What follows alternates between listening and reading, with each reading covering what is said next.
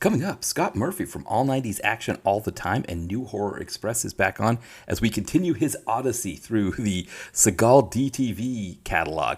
We'll be looking at Flight of Fury, the third of three Michael Koish films that Seagal did in 06, 07. So we've already watched the first two. We're going to do this third one now, Flight of Fury. Now, this one was done, I'm still kind of working out the kinks of recording on clean feed, and I think what I did was I was turning my mic down because if my mic is up too loud when the other person is talking, you hear a lot of air, like dead air in the back, like kind of almost like the fan and things like that going in the background. So I turned my mic down. I may have turned it down too much, so there might be parts where my mic is a little bit quieter than his, but tried to kind of work some of those things out in Audacity. But yeah, just I'm still kind of getting the hang of that whole clean feed thing. But I'm seeing as I get a better mic or get my mic working better, it is a better overall system. I don't know. Skype is just so easy, right? But it's a completely different thing. But anyway, so that's the first one. There is that.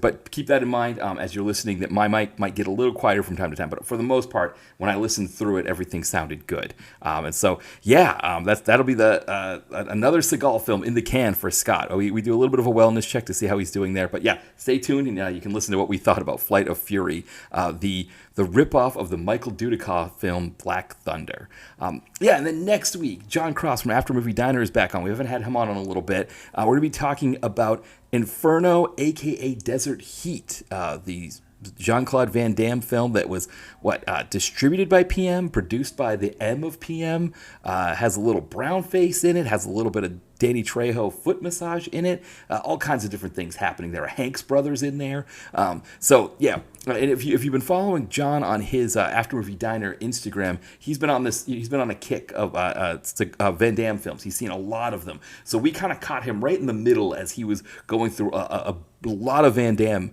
And so this is going to be a really great conversation as we kind of just work our way through some Van Damme there and talk about good old Desert Heat, a.k.a. Inferno. Keep an eye out for that next week as we finish out the month of August. Then we get into September.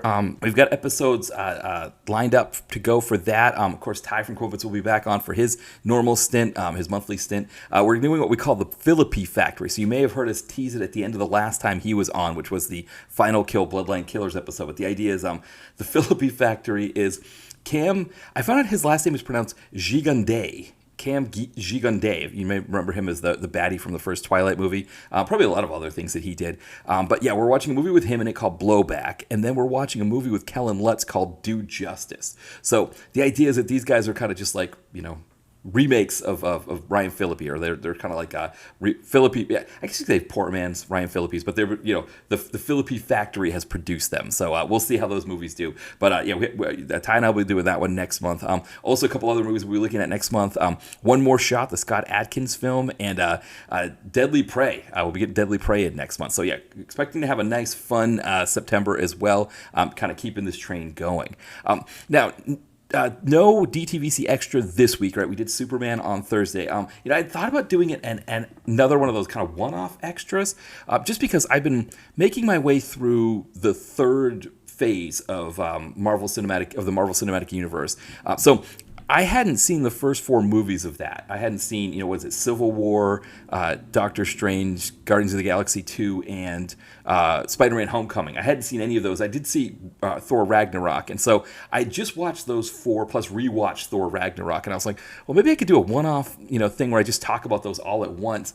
But one idea I'm thinking about, because I don't know that the podcast one-offs or anything, I think I'm jamming too much into the podcast or using that for too much. One idea I had is maybe doing reels on Instagram. I've seen them work for other people and they seem to be good. The key thing is I need to make the reels a little bit better than just, my apartment's not the best and it's hard for me to get a good angle that's just not just me like kind of sitting and staring at you straight ahead. I got to figure out a way to make that a little bit better. Also, the lighting in the office here is not the best depending on the time of day that I record. And this time of year in Philadelphia, you get some real sun. So anyway, that's an idea that I'm having. So keep an eye on the Instagram. You may see some pop-up, reels of me just chatting about certain, Marvel Cinematic Universe movies, maybe other things that kind of come up, here or there. We'll see. But it's just an idea that I had of maybe using it. But in terms of the DTVC extra, not this Thursday, but next Thursday, we'll keep up with the keep up with the Superman series, we'll be looking at Superman 3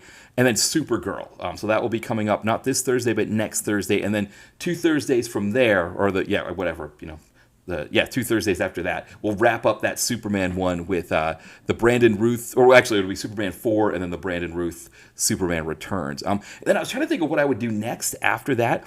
One idea I actually had was Die Hard. I noticed that of the 5 Die Hards, I think 4 of them are available on a free streamer, so that would probably be like a quick 2-parter. Maybe 1 and 2 would be good for the first one, and then 3, or maybe 1, 2, and 3, maybe they kind of fit better. I don't know, but that's an idea I have, is maybe doing some Die Hard for the next series there. So I don't know what people think about that, but we'll see what happens there. Now in terms of the blog, so I was away over the weekend, but I did post a new a blog post. It was Chuck Steele, Night of the Trampires. What I did is I wrote most of it on my computer, but I didn't want to bring my computer up to visit my family in New England. So I tried to finish the rest on the tablet. The tablet does have some limitations when it comes to typing. The interface isn't as great. It might be that I need to use the app. Maybe that's what the issue is that I was just using Blogger from Safari, and maybe I need to use the app for it, but it was a lot more cumbersome than just typing on a computer. So we'll see. I don't know if we're going to get a blog post in this weekend, but we'll see. It may be before Saturday as well, or it might be on Sunday, but we'll see what happens there. But if we do, next in line on the Letterboxd is Electric Boogaloo, this crazy, what was it? The crazy untold story of canon films, which of course we did a podcast on that one a little while back with Sean Malloy of I Must Break This Podcast. So that one's next in line. That might be the one we get to. That might be the one I end up doing if we get a post in. But keep that in mind that there might not be a post this week. I'm going to try my best though to get one in. We'll see what happens there. I think that is everything. I'm trying to think. I haven't done anybody else's podcast or shows anytime recently. So I do know John from After Movie Night does have a new pod episode out with Mo. He's Mo Von Hellevitt, I think, instead of Mo Porn. But they did True Colors. So continuing that sleazy Spader Springtime deal there. And so, and I think pretty much everybody else has put out a podcast since we last talked. I think Bulletproof has a good one out on Soldier Boys. I drew a blank there at Soldier Boys. Yeah, which I don't know if we've done Soldier Boys on our podcast. I know I did Soldier Boys on Exploding Helicopter, where I talked about that with Will from on his show. But yes, that's always a fun movie to listen to. So Bulletproof did that one. Todd from Forgotten Filmcast, he did Man's Best Friend. So that was, remember that one from the early 90s with Lance Hendrickson? So yeah, always a fun one there. The guys that come up into the second part of their Rothrock series. So they were doing 2 Rothrock episodes. They did the most recent one of that. And the guys at DTV Digest also put out a new one over the weekend. I think they put it out like while I was riding the train on Friday going up to New England. It was like we had a big delay. So it was like I needed something else. And it was like, oh, look at this. New DTV Digest. This is perfect timing. They were looking at movies like Cash Out was one that they looked at, which is, I believe it's directed by Randall Emmett. With John Travolta in it, and also Kristen Davis from, well, I guess most people would know her from Sex and the City. I was thinking of her from Melrose. That's where, and also Seinfeld, right? I think she was the one who there was something he skeeved about, like sharing her toothbrush, right? That was the deal. And then so she didn't say, like, when she found out, like I think she technically put his toothbrush in the toilet or something. I can't remember exactly, but I remember that episode. But that's how I know Kristen Davis. But anyway, so everybody's got a little something going on here. So definitely, if you're following the podcast, you definitely check him out. I think we've got Scott on here coming up. He doesn't have a newest one out for All 90s Action all the time as we're talking, but I think we get into a little bit about what he's got coming as well. So yeah, I think we've got everything covered here. So why don't we'll wrap it here. No initial thought this week. Again, I think I'm going to kind of curb that segment for now, just get into the movies. And I'm already 9 minutes in here, so we might as well get our theme song in here from John from After Movie Diner, which maybe I should point out, John, After Movie Diner, and Miscellaneous Plumbing Fixtures. Miscellaneous Plumbing Fixtures, that's where he releases his music. He's going to be putting stuff out. He's already on his Instagram. If you're not subscribed there, you should check him out on Instagram. But he's already starting to release some of his songs. But yeah, this first Bandcamp Friday that's coming up here in September, first Friday of the month, he's going to be releasing some new stuff. So yeah, definitely check him out. But he's going to do our theme song here. And then when we come back, Scott Murphy from All 90s Action all the time is on to talk some more Seagal.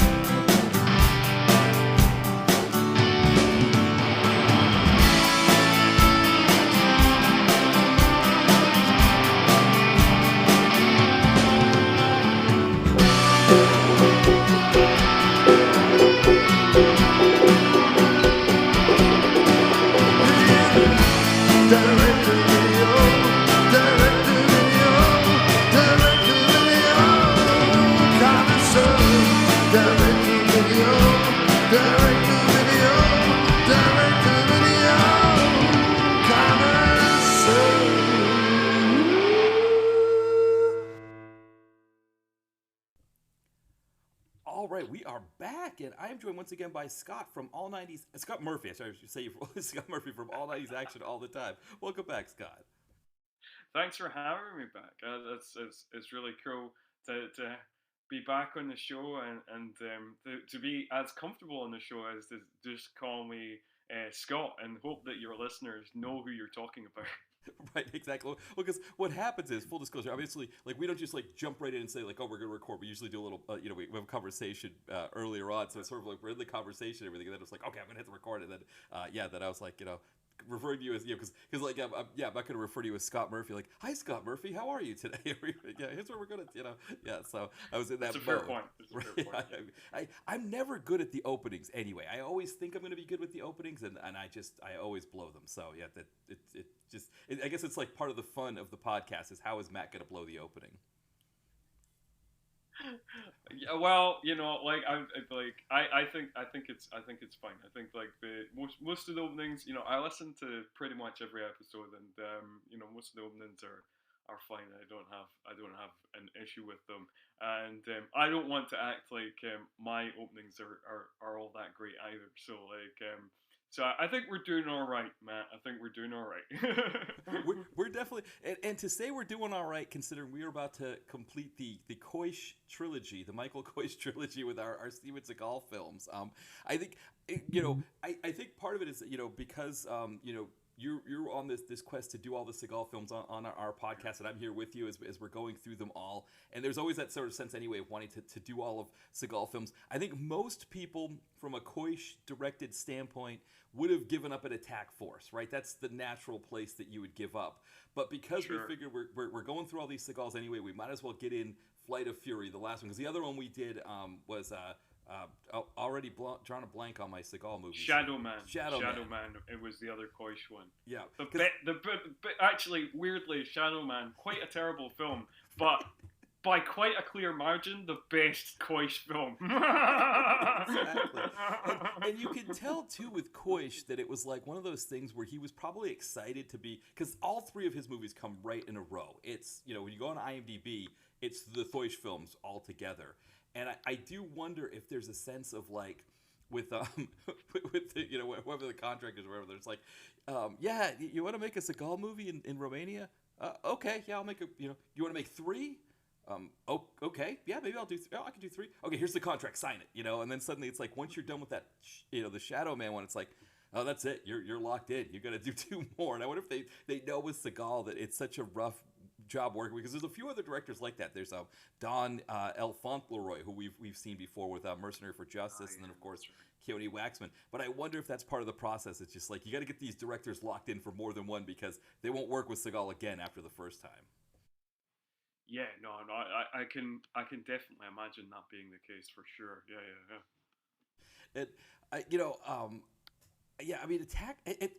I guess the other thing too, as we get into this movie, is this three film arc here. I know that's kind of a common thing on the internet, right? On like Twitter and things like that. Almost like sort of like a engagement farming kind of thing. Like, oh, can you name a director who had a better 3 or 4 picture run or whatever?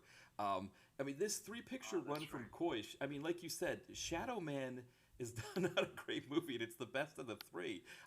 We've got Attack Force, which was this bonkers like re-edit thing that makes no sense, and then what we're going to be talking about here, Flight of Fury, it's completely ripping off a Michael Dudikoff movie, Michael Dudikoff, like a New Conquered Horizons production that Michael Dudikoff did in 1998 called Black Thunder. So an interesting 3 movie arc here for Michael Koish. Yes, very very interesting. And I've got to admit to your listeners, I did have a thought. I thought like if I was going to be really dedicated, um, uh, I would watch like Black Thunder, and then if I was going to be really really dedicated, because a lot of the stock footage is taken from Iron Eagle, and I've never seen Iron Eagle, I would watch Black Thunder, Iron Eagle, and Flight of Fury. But because other things got in the way, and the New Zealand Film Festival started a couple of days ago, and I've been going to things like that, I did not have a chance. And also, I read your 2010 review of Black Thunder, that kind of basically said that really this is a film for Dudikoff completists only, and you don't really need to check it out. So I was like, I don't know. So I was like, oh, maybe Flight of Fury is going to be rough enough for me. So I'm sorry to your listeners, but I just watched Flight of Fury. I didn't do the full homework. No, and honestly, yeah, you didn't need to. The other thing is, there's a third movie well, actually, no, actually, Black Thunder did not rip off.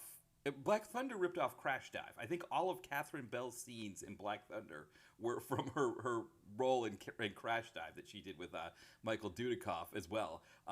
So Black Thunder steals from two movies, and then this movie steals from Black Thunder. Plus, it also steals the basic plot premise. But yeah, absolutely not. The other thing, too, with that Black Thunder review that I realized, because I read it myself, I also, full disclosure, did not go back and watch Black Thunder again either. But I went to my review. That review is one of the few reviews that still has Matt Movie Guy links on it. So I'm going to hopefully have those all removed before this episode drops. But yeah, just a kind of reminder for people, if you're on the website and you see those Matt Movie Guy links, don't click. I'm trying to get rid of all of them. I've kind of stalled out. I think there's like some in that 2010 range that I still got to get rid of. So always something on my site, so I got to take care of that as well. It's a never-ending process with these websites. Part of me is glad I don't have to bother so much with with the New Horror Express website, because obviously I used to I've brought that podcast that close now, and I used to do reviews on that site, newhorrorexpress.com, and you can still see the reviews and you can still listen to podcasts on that website, but I think everything's all right. But yeah, the maintenance of all that is it can be a bit tedious at times. Well, what happened is that in the when the site was kind of getting going in the early 2010s, or probably like 07, 08, and actually 09 or something like that. But I got cute and studied a lot of HTML, and I just started loading up the post with HTML tags. And the biggest thing was that I would reference previous reviews. So it's if I mention Flight of Fury in the Black Thunder post, I'll put the review up and all that.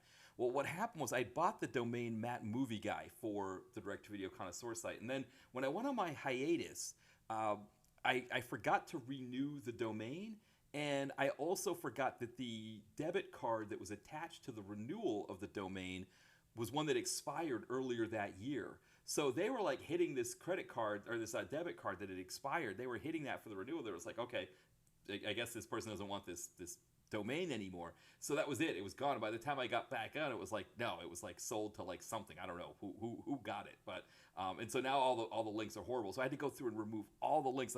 It took forever. One of the things was the archive. I also had this big archive site, which I discovered with that all I had to do was copy and paste the HTML to a Word file and use the replace function in Word to replace anytime it says Matt Movie Guy with dtvconnoisseur.blogspot.com. So at least that was a little bit easier. But yeah, it's a mess. And it's one of those things where it's just it's kind of embarrassing. People go to the site, they see all these links, and it's yeah, don't click on any of those because they're going to go somewhere bad. So I've learned to that parsimony is the key. Don't get cute with the HTML tags and everything. Just put the post up and not worry about the rest later. Okay. Yeah. For sure. That does seem like a pain. But I'm glad that you've managed to mostly sort it out.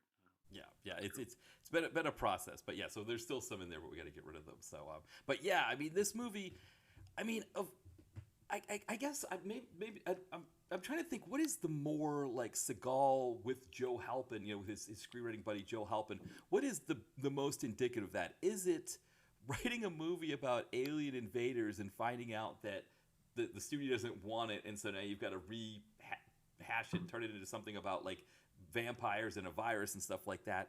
Or is it watching a Michael Dudikoff movie from Conquer New Horizons in 1998, which, to be fair, Roger Corman's always rehashing his scripts and making new things. But is it just let's just make that movie. Let's just rewrite it. And some of the character names are even the same. I mean, I don't know, for you, which one do you think sounds more like Seagal or Joe Halpin? Oh, I'm not sure. The kind of, I guess maybe the latter, because as we know, Seagal is possibly laziest leading man of all time, and so the kind of the just the recycling and just the laziness of the rehash is probably the more Seagal speed, I would say. Yeah, I guess that feels like Seagal because I've heard he also does like stolen valor kind of things where he tells other people's stories. I think there was like a CIA guy that he knew, and I guess like that guy told him stories of things that happened to him when he was in the CIA, and I guess Seagal was retelling those stories as his own. So I guess remaking a movie as your own is I mean it's not stolen valor, but I guess it's kind of in a similar vein. Oh, I guess so. Yeah, like yeah, I mean, as we've obviously previously established, Seagal obviously lives in kind of his own universe, and I think that he's one of those guys who is constantly, much like the guy that much like the kind of blood sport guy, Frank Dux, and much like Hulk Hogan and people like that, they're constantly, that's what they're all about. They're just constantly all about inflating their own imaginary legend. So like yeah, it doesn't surprise me at all with Seagal. And I've heard things like that before for sure. Yeah, so it definitely makes sense for sure. Now, yeah, so as we get stuck in on Flight of Fury, I think as we talked about, there's a couple things maybe to give people a heads up on. One is, I mean, I should ask you as we get stuck in. I mean, did you kind of feel like ready for like an American football match or like a 1980s post-apocalyptic thriller with all the padding that we had in this movie? Yeah, I guess so. I mean, like it does have like a lot of padding. It has a lot of there's like, obviously, the kind of central plot point of the film is like there's a stealth jet, and the stealth jet is stolen and given over to like terrorists. But yeah, there's a lot of padding, there's a lot of exposition about the plane later on, spoilers I guess, about a couple of smart bombs and the effects of the smart bombs, and there's and we also get our normal amount of exposition on like what a badass Steven Seagal's character is. And yes, so again, like like I like with Attack Force, this film is not quite as bad as Attack Force, but which is probably one of the worst films I've ever seen. And but like there's a lot here of just kind of establishing shots of like people talking in exposition dumps and just trying to like eke it out, man, to like what I think it's like 98 minutes, eke it out to that 98 minute mark. So yes, much padding here. Yes, exactly. It was like, I mean, thinking about Black Thunder, right? This is like a Roger Corman like post-apocalyptic like film set in the Philippines set where they're just like here handing out all the football pads. It's like I think I was joking with Will from Exploding Helicopter when he was on. We were talking about Equalizer 2000 that like maybe there was like a pro football league in the Philippines, and then they didn't know what to do with all the pads when the league folded, and there was like, hey, let's just make a bunch of post-apocalyptic movies. Do you So think there would be a pro football? Like I can't imagine because I feel like American football only.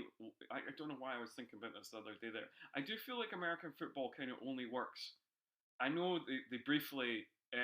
I got into American football because I'm Scottish, and like briefly in the '90s there was like a European American football league, and that's how like a bunch of people in kind of my generation who are about my age, in their late 30s, kind of got into American football. But it kind of like you need so much space for American football. Like it works in America because like it has to be done in these massive stadiums, and the squads are so massive that like you've got all this equipment and stuff like that.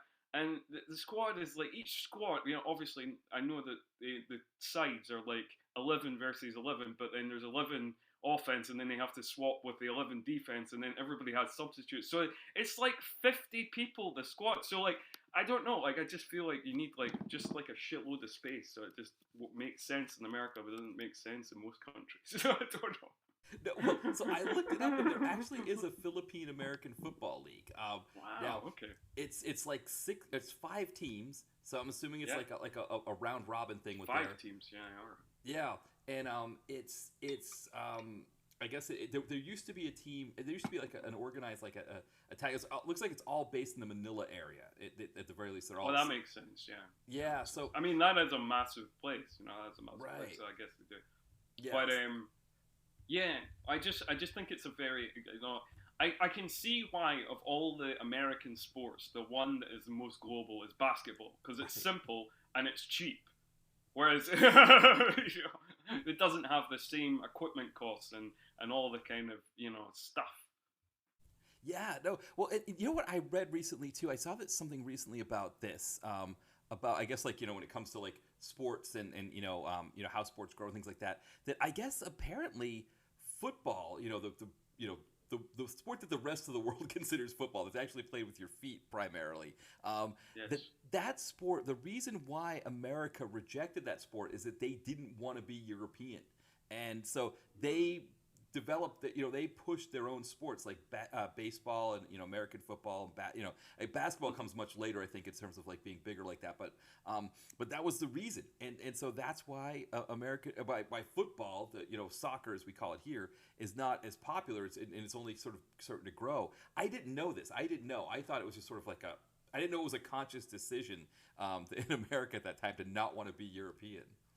Right. No, I didn't know it was a conscious decision. No, I never heard that before. That's very interesting to me. I do know that obviously later, like there's kind of like a weird thing that like despite the kind of money hungry world of football, like it kind of got it seems like in the development of it in the states, it seems like it somehow became associated with being a women's sport and b connected to like socialism or liberalism in some way. So and I feel like there was a kind of a weird thing, a weird pushback about it because of that, or certainly from the outside, that seems to have been the case. I don't know, like Yes. No, it is definitely because it was one of those things that I think a lot of people that gravitated to football earlier on. So now, I mean, the EPL in particular, but also some of the other leagues like La Liga and Serie A, they've really kind of grown here in America, and of course the MLS is also growing, and so it's become kind of a more solid like fifth sport.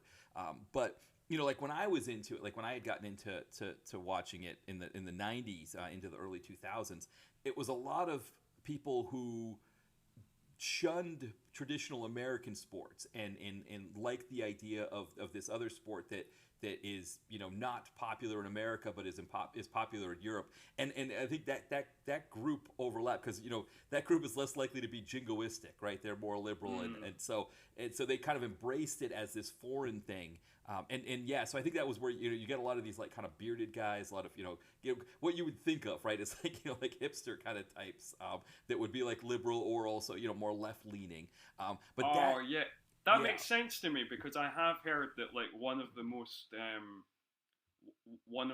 kind of obsessive kind of and like kind of hardcore fan bases for like an MLS team is the Portland Timbers. So like that makes sense, which is obviously a very liberal place.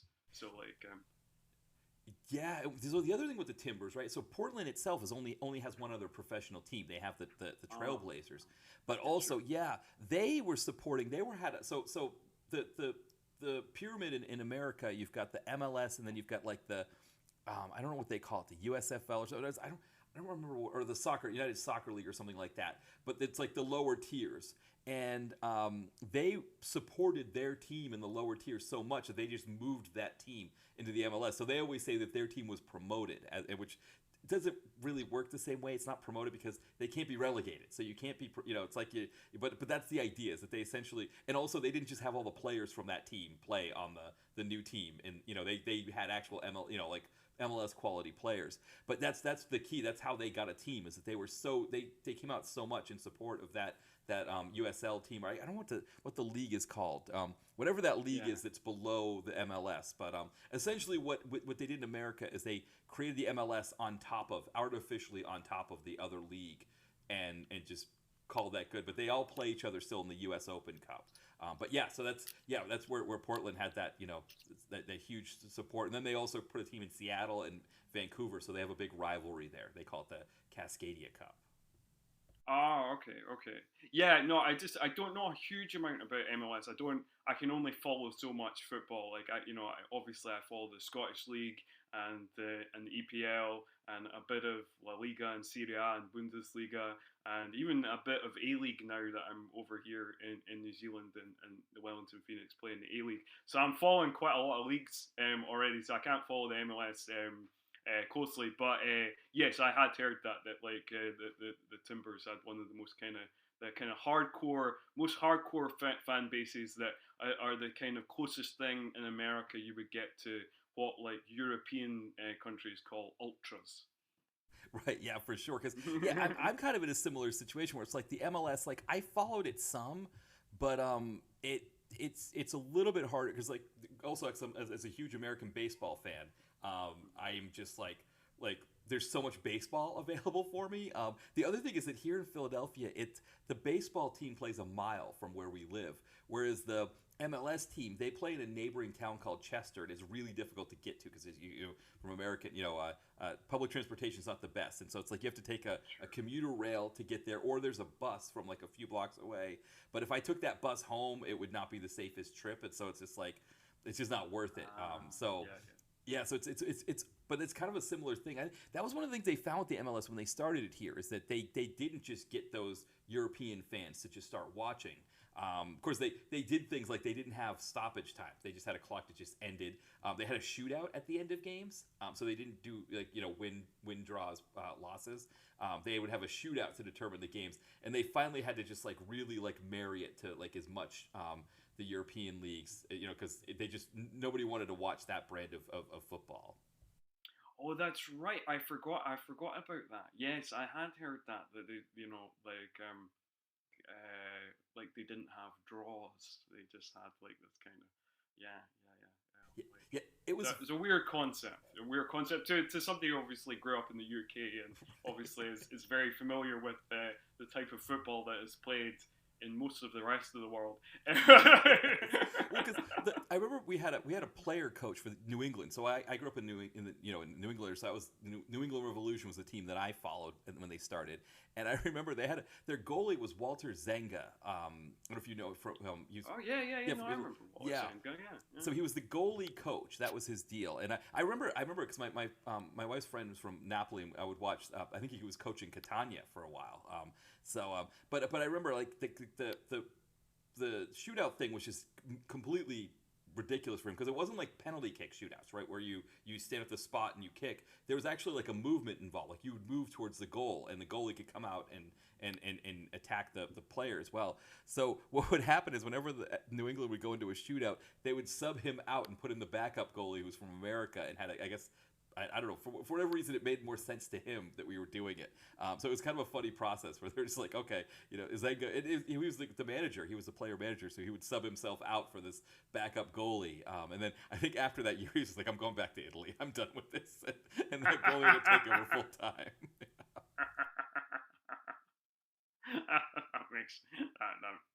that makes sense. Yeah, Walter Senko's like managed like a lot of places, but yes, no, I am very familiar with him as like a kind of Italian football personality. It's weird, like it's interesting that like there's certain people that I talk to. There's a guest that comes on sometimes in All 90s Action all the time. He's a wrestling fan, and somehow we always manage, no matter what the starting point of our conversation is, we always manage to get to wrestling. And you're like that, Matt. Like no matter what the starting point of our conversation, we always kind of circle back. We circle back to football. And I actually wasn't even going to mention football because, like, I was jokingly going to come on and start talking about the Euros and stuff. But like because Scotland did so terribly, literally the worst team in the tournament. I was going to skip that, and also because like you were pretty the US was pretty terrible in Copa America, I was like, we should maybe just skip the pain of talking about football. But yet we've managed somehow to come back around to football. But anyway, we could talk about Flight of Fury now. Now that we've had our little football roundup chat. Right, exactly. I guess the connection, right, is that we're in Romania now, and Oh yes, that's right. right, The and land of Georgie Hadji. If people remember '90s football, are big fans of '90s Romanian football. exactly.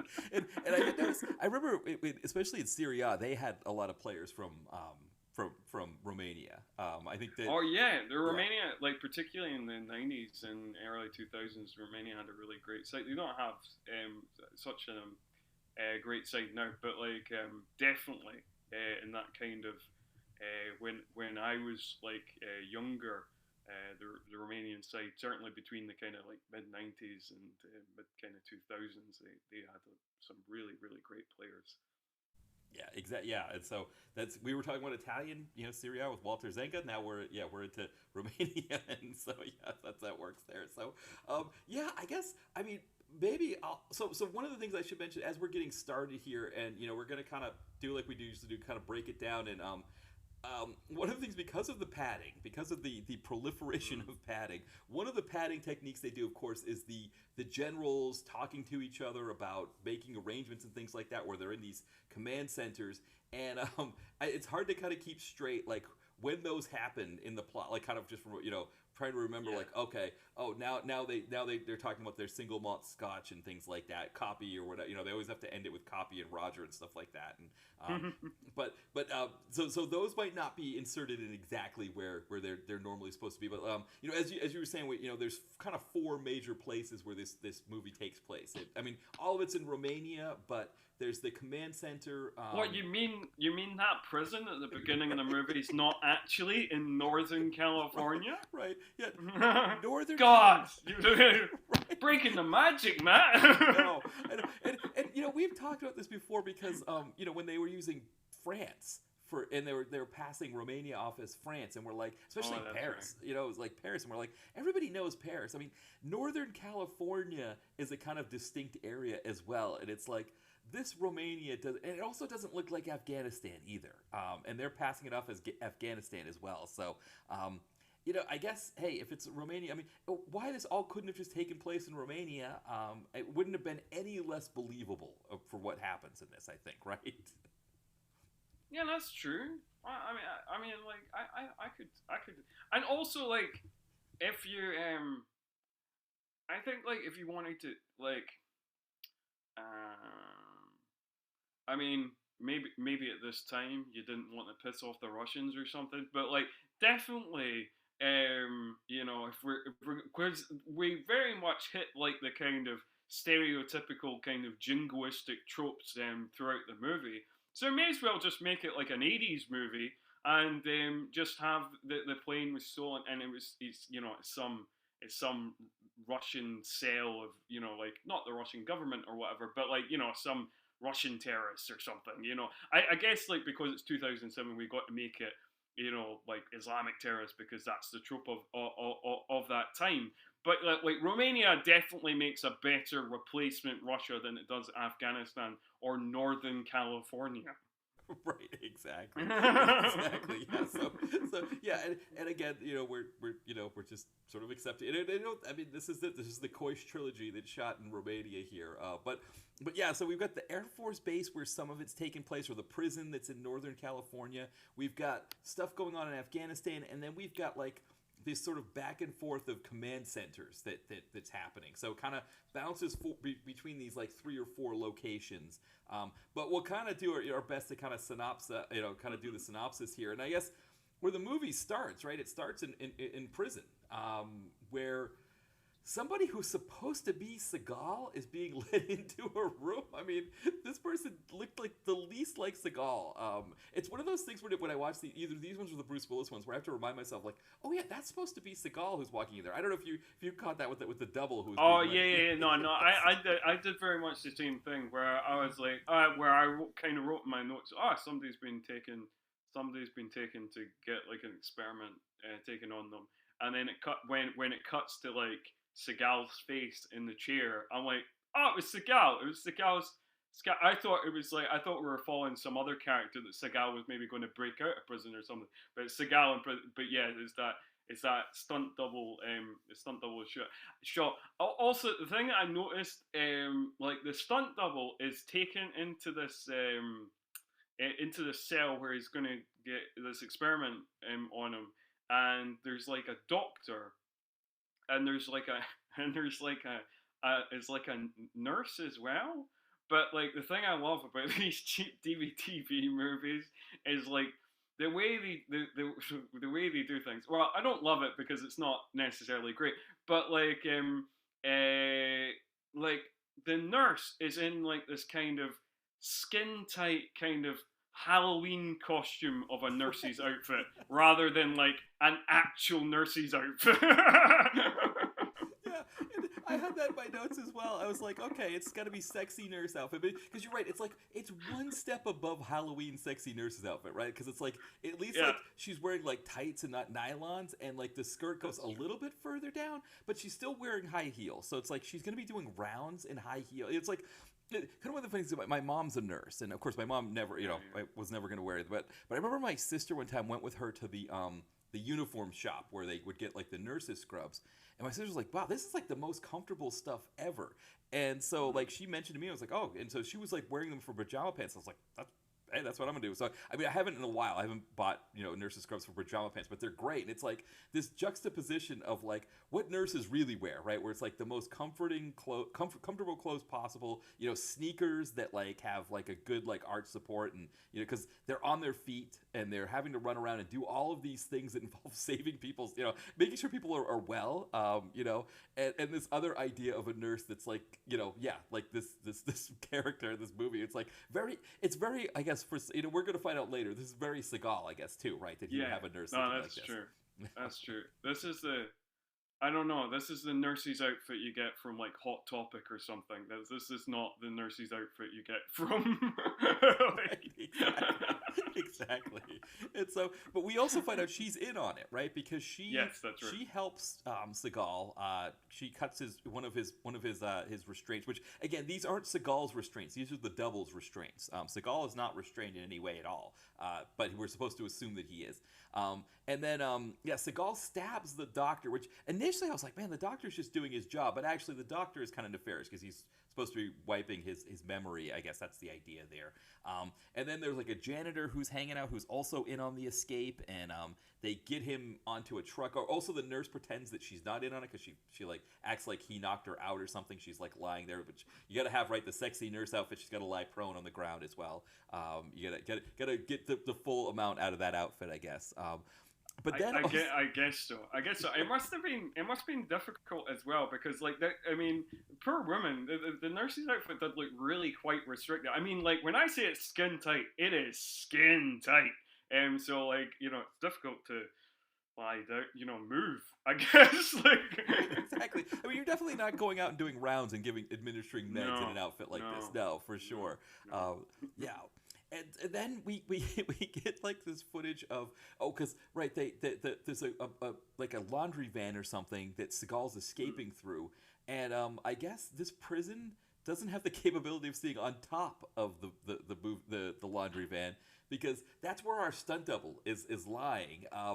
And he's just lying on the top of this van. Oh yes, I did make a note of this. Yes. I did make a note of this in my notes because we definitely because I was like, this is a magic trick because we definitely see Seagal's stunt double crawl under the van, right, under the truck, but then somehow in the kind of I don't know, in the kind of like 30 seconds between him crawling under the truck and the mirror being passed under the truck, he's managed to get to the top of the truck, and how he managed to do that.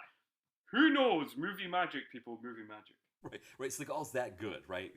He is that good. right, He is that good, as we'll find out later. We'll right. talk about that later. Right, we will. Yes, for sure, for sure. And I mean, when the van gets far enough away that Seagal jumps off of it, like the way they cut from it being a double to suddenly Seagal in some location that's not even, we don't even know where this is being filmed, where Seagal's being filmed, like, because it's just somewhere else, but they cut it in like that's the key. Then, yeah, he hotwires the car and drives off, and that's kind of like it for that piece, right? We think, okay, so he's escaped, and I guess there's just an assumption of like, okay, maybe he's going to get involved with things, or he's just who knows.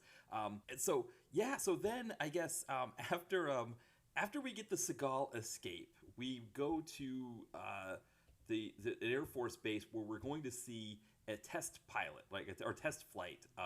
Of this B-2 bomber that has the next generation of stealth, which is essentially a Romulan cloaking device. That's the next. Yes. Yeah, exactly. So we've got two. Are they both English stalwarts? So Steve Toussaint, I recognized him. And then Mark, yes, they're both British television actors. Yeah. Yeah, I was gonna say, because I think I recognize I kind of recognize Mark Baisley, but not to the degree that I recognize Steve Toussaint. I don't know. I don't know like what Mark Baisley's most famous, but probably. I think he's in. He's not one of the. I think he was in Broadchurch. I don't know if you got Broadchurch, and that was quite a big program in the UK when that was on. I can't remember what character he played. I didn't actually watch it, but like I remember that it was a big show. It was a big show when it was on. I think he played a more minor character than that, maybe. Oh yes. It had like Olivia Colman and David Tennant in it, and I don't know what he would be kind of most known for. If he's often plays kind of supporting, kind of more kind of bit parts and things. He has been in things that are kind of known. Like he was in getting that football connection again. He was in the Damned United, with Michael Sheen. With Michael Sheen, I'm sure all of your audience know who Brian Clough is. Not anyway, but again, he's kind of more kind of bit parts and kind of smaller roles. So he's not a big name. Even on British TV, he's not a big name. He generally plays kind of kind of smaller supporting roles and stuff like that.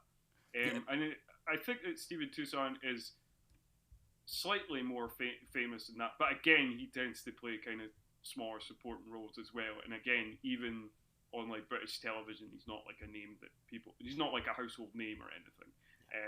But again, so it's they're both of a similar-ish level, I would say.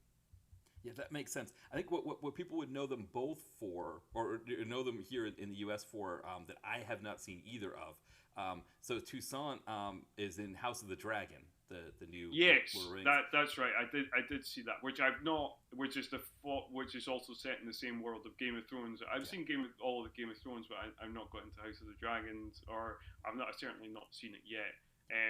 But yeah, no, I did see that Steven Toussaint is in that. So that's probably the most internationally recognized thing he's in. Yeah. Yeah, and then I didn't realize that Baisley. I haven't seen this either. I haven't seen Secret Invasion yet, but he's on that. I think that's. Oh gonna, yeah, right. Yeah. That's right. I have seen Secret Invasion. I forgot he was in it. Like,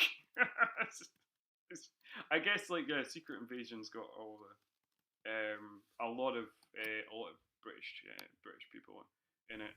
I wouldn't say if you're like looking to like check out some of the MCU TV shows, I would say that Secret Invasion, of the ones I've seen, and I've seen a few now, is probably the least essential, and which is a kind of a shame. There's good people doing good stuff in it. Samuel Jackson's always good. Ben Mendelsohn is always good. Olivia Colman's great in it. your big friend Dermot Mulroney. I know you're best pals with Dermot Mulroney nowadays. You know that now that you've covered him on the pod so much and Right, talked about him about the pod so much. exactly. So like your good friend Dermot Mulroney, he's in it. He's doing good work as well. But like, so there's actors doing good work in it. But like overall, it's not a great. I would say of the MCU TV shows that I've seen, and I've seen a couple because I've seen like Loki and WandaVision and Hawkeye and Falcon and the Winter Soldier. And yeah, so and I would say that like of those ones that I've seen, that probably Secret Invasion, along with yeah, I would say that I would say that even Falcon and Winter Soldier, which I think is a bit of a mixed bag, is probably a little bit better, but. It's not terrible, but I wouldn't like give it the big recommend. I certainly wouldn't recommend it in the kind of way that I would recommend like something like WandaVision or Loki, which I think are really really great. So anyway, we've had the football roundup, and then that's your MCU TV roundup. Right, exactly. But Olivia Colman, she does a show here in the U.S. called The Bear. I don't know if you've seen The Bear. I've not seen the bit. Like you know, you can only see so much prestige television. Right. Like last year, I managed to catch up with all 4 seasons of Barry and both seasons, season 1 and 2 of The White Lotus. But there's a lot of prestige television like The Bear, like Succession, and even going way back to the to the early days of prestige television like The Wire and Mad Men and Breaking Bad. I've not seen any of them, but there's other prestige television shows. I'm not going to list them all that I have seen, but you know it's hard to keep up with everything. So no, I've not seen The Bear, despite it being the main talking point on the internet. And I realized that like this 3rd season has been divisive. So I'm aware it's divided the fan base. Some people thought it was good. Some people that feel like they've jumped the shark. You know, I know you're talking recently about jumping the shark. Yes. So I am aware of it. I still have my finger somewhat adjacent to the pulse, even if it's not on the pulse. I totally get it. And actually, a good chunk of the shows you listed there as prestige TV shows I haven't seen as well, so I'm behind on them too. The Bear, for whatever reason, I not jumped the shark. I jumped the line with The Bear because right. Succession I've been meaning to do. White Lotus is one I've been meaning to do as well. Mad Men I have done, but you know, Wire, Breaking Bad, those are ones I haven't done either. So it's like I've been meaning to do that. I think The Bear, part of it was I went to Chicago recently. I saw a baseball game at the Cubs at Wrigley Field, and I'd never been to Chicago before, and I'd been meaning, you know, I wanted to go, and so with all the prestige offerings there, it was like, well, The Bear takes place in Chicago, so I was like, it'll kind of get me in the vibe of wanting to go to Chicago. So I think that's why I picked that one out of all the other ones. Yeah. That makes sense. I think like of the ones I've chosen recently, like White Lotus and Barry. I think like White Lotus is it's the kind of comedy connection. I'm really into comedy, I guess, and so I've seen a number of other things written by Mike White, who writes White Lotus, like you know, because he wrote that kind of was it 90s? I can't remember. Like, yeah, it would have been like I think it would have been 90s, like kind of indie comedy, like Chuck and Buck, and also he like wrote like School of Rock and like I think it was Orange County. I think Orange County is one of his, maybe.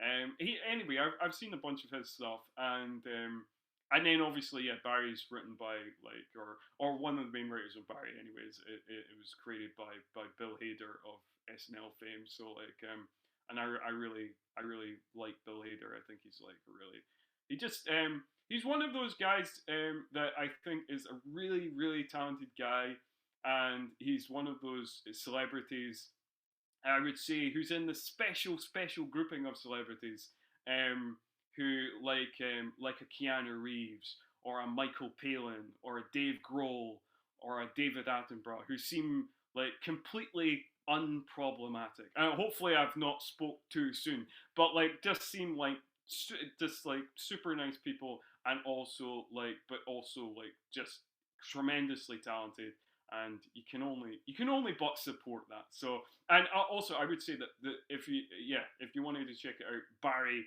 is an amazing show. All 4 seasons are great, and I loved it all. And Stephen Root's amazing in it. Everybody's amazing in it, and I would definitely recommend, highly recommend Barry, which I watched all 4 seasons of last year, and is now, I would say, up there, up there amongst my favorite shows that I've seen in my lifetime of TV watching. Yeah, I've been meaning to do Barry for a while because when I used to do either watching Curb Your Enthusiasm on HBO, Yeah. or I think it's what's called Somebody Somewhere or Someone Somewhere, but it was it's a kind of a smaller sort of I don't know if sitcom's the right term for it, but a really cool show. Takes place in Kansas that had like 2 seasons, like kind of a very limited run, and I was kind of worried when David Zaslav took over HBO that would be one of the first ones to get cut, but it looks like they're getting another season, which would be nice. But Barry, I would see ads for Barry, because that's the thing with HBO, right? They don't do like product commercials, but they do commercials for their other shows, and it's like, oh. And yeah, Barry was one that stood out. So yeah, I'm definitely gonna put that one on my list because we have HBO Max, so it's like I could just do Oh, all of cool. those shows at some point. And so because I'm a Bill Hader fan myself, I also I kind of echo all the things you said about him. I kind of feel the same way about him. So yeah, I definitely have to check that out. Okay. So Yeah. I guess the only thing we've got to do now is is cut back. Right.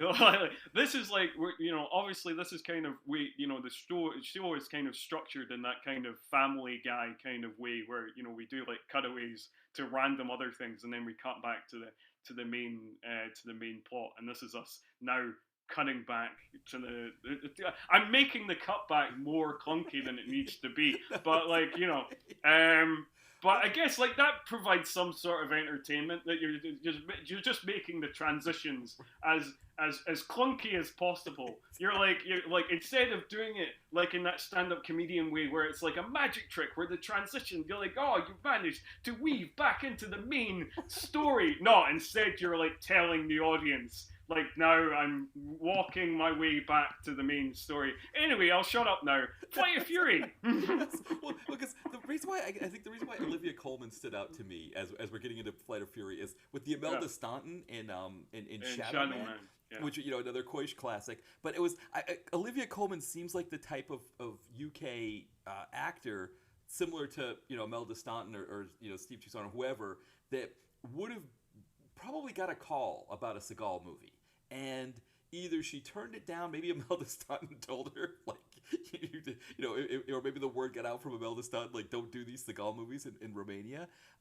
Either she had a conflict or something, but it is kind of a funny. I feel like like there's probably some names like that have gotten calls about these movies that I wonder if we'll find that out if there's some sort of Olivia Colman. I don't know if I was more of a press. Like if I was like more of a journalist, a press journalist, I would ask her on a junket for the Bear. Like, have you ever been called to do one of those Seagal Romania movies, just to see what she says?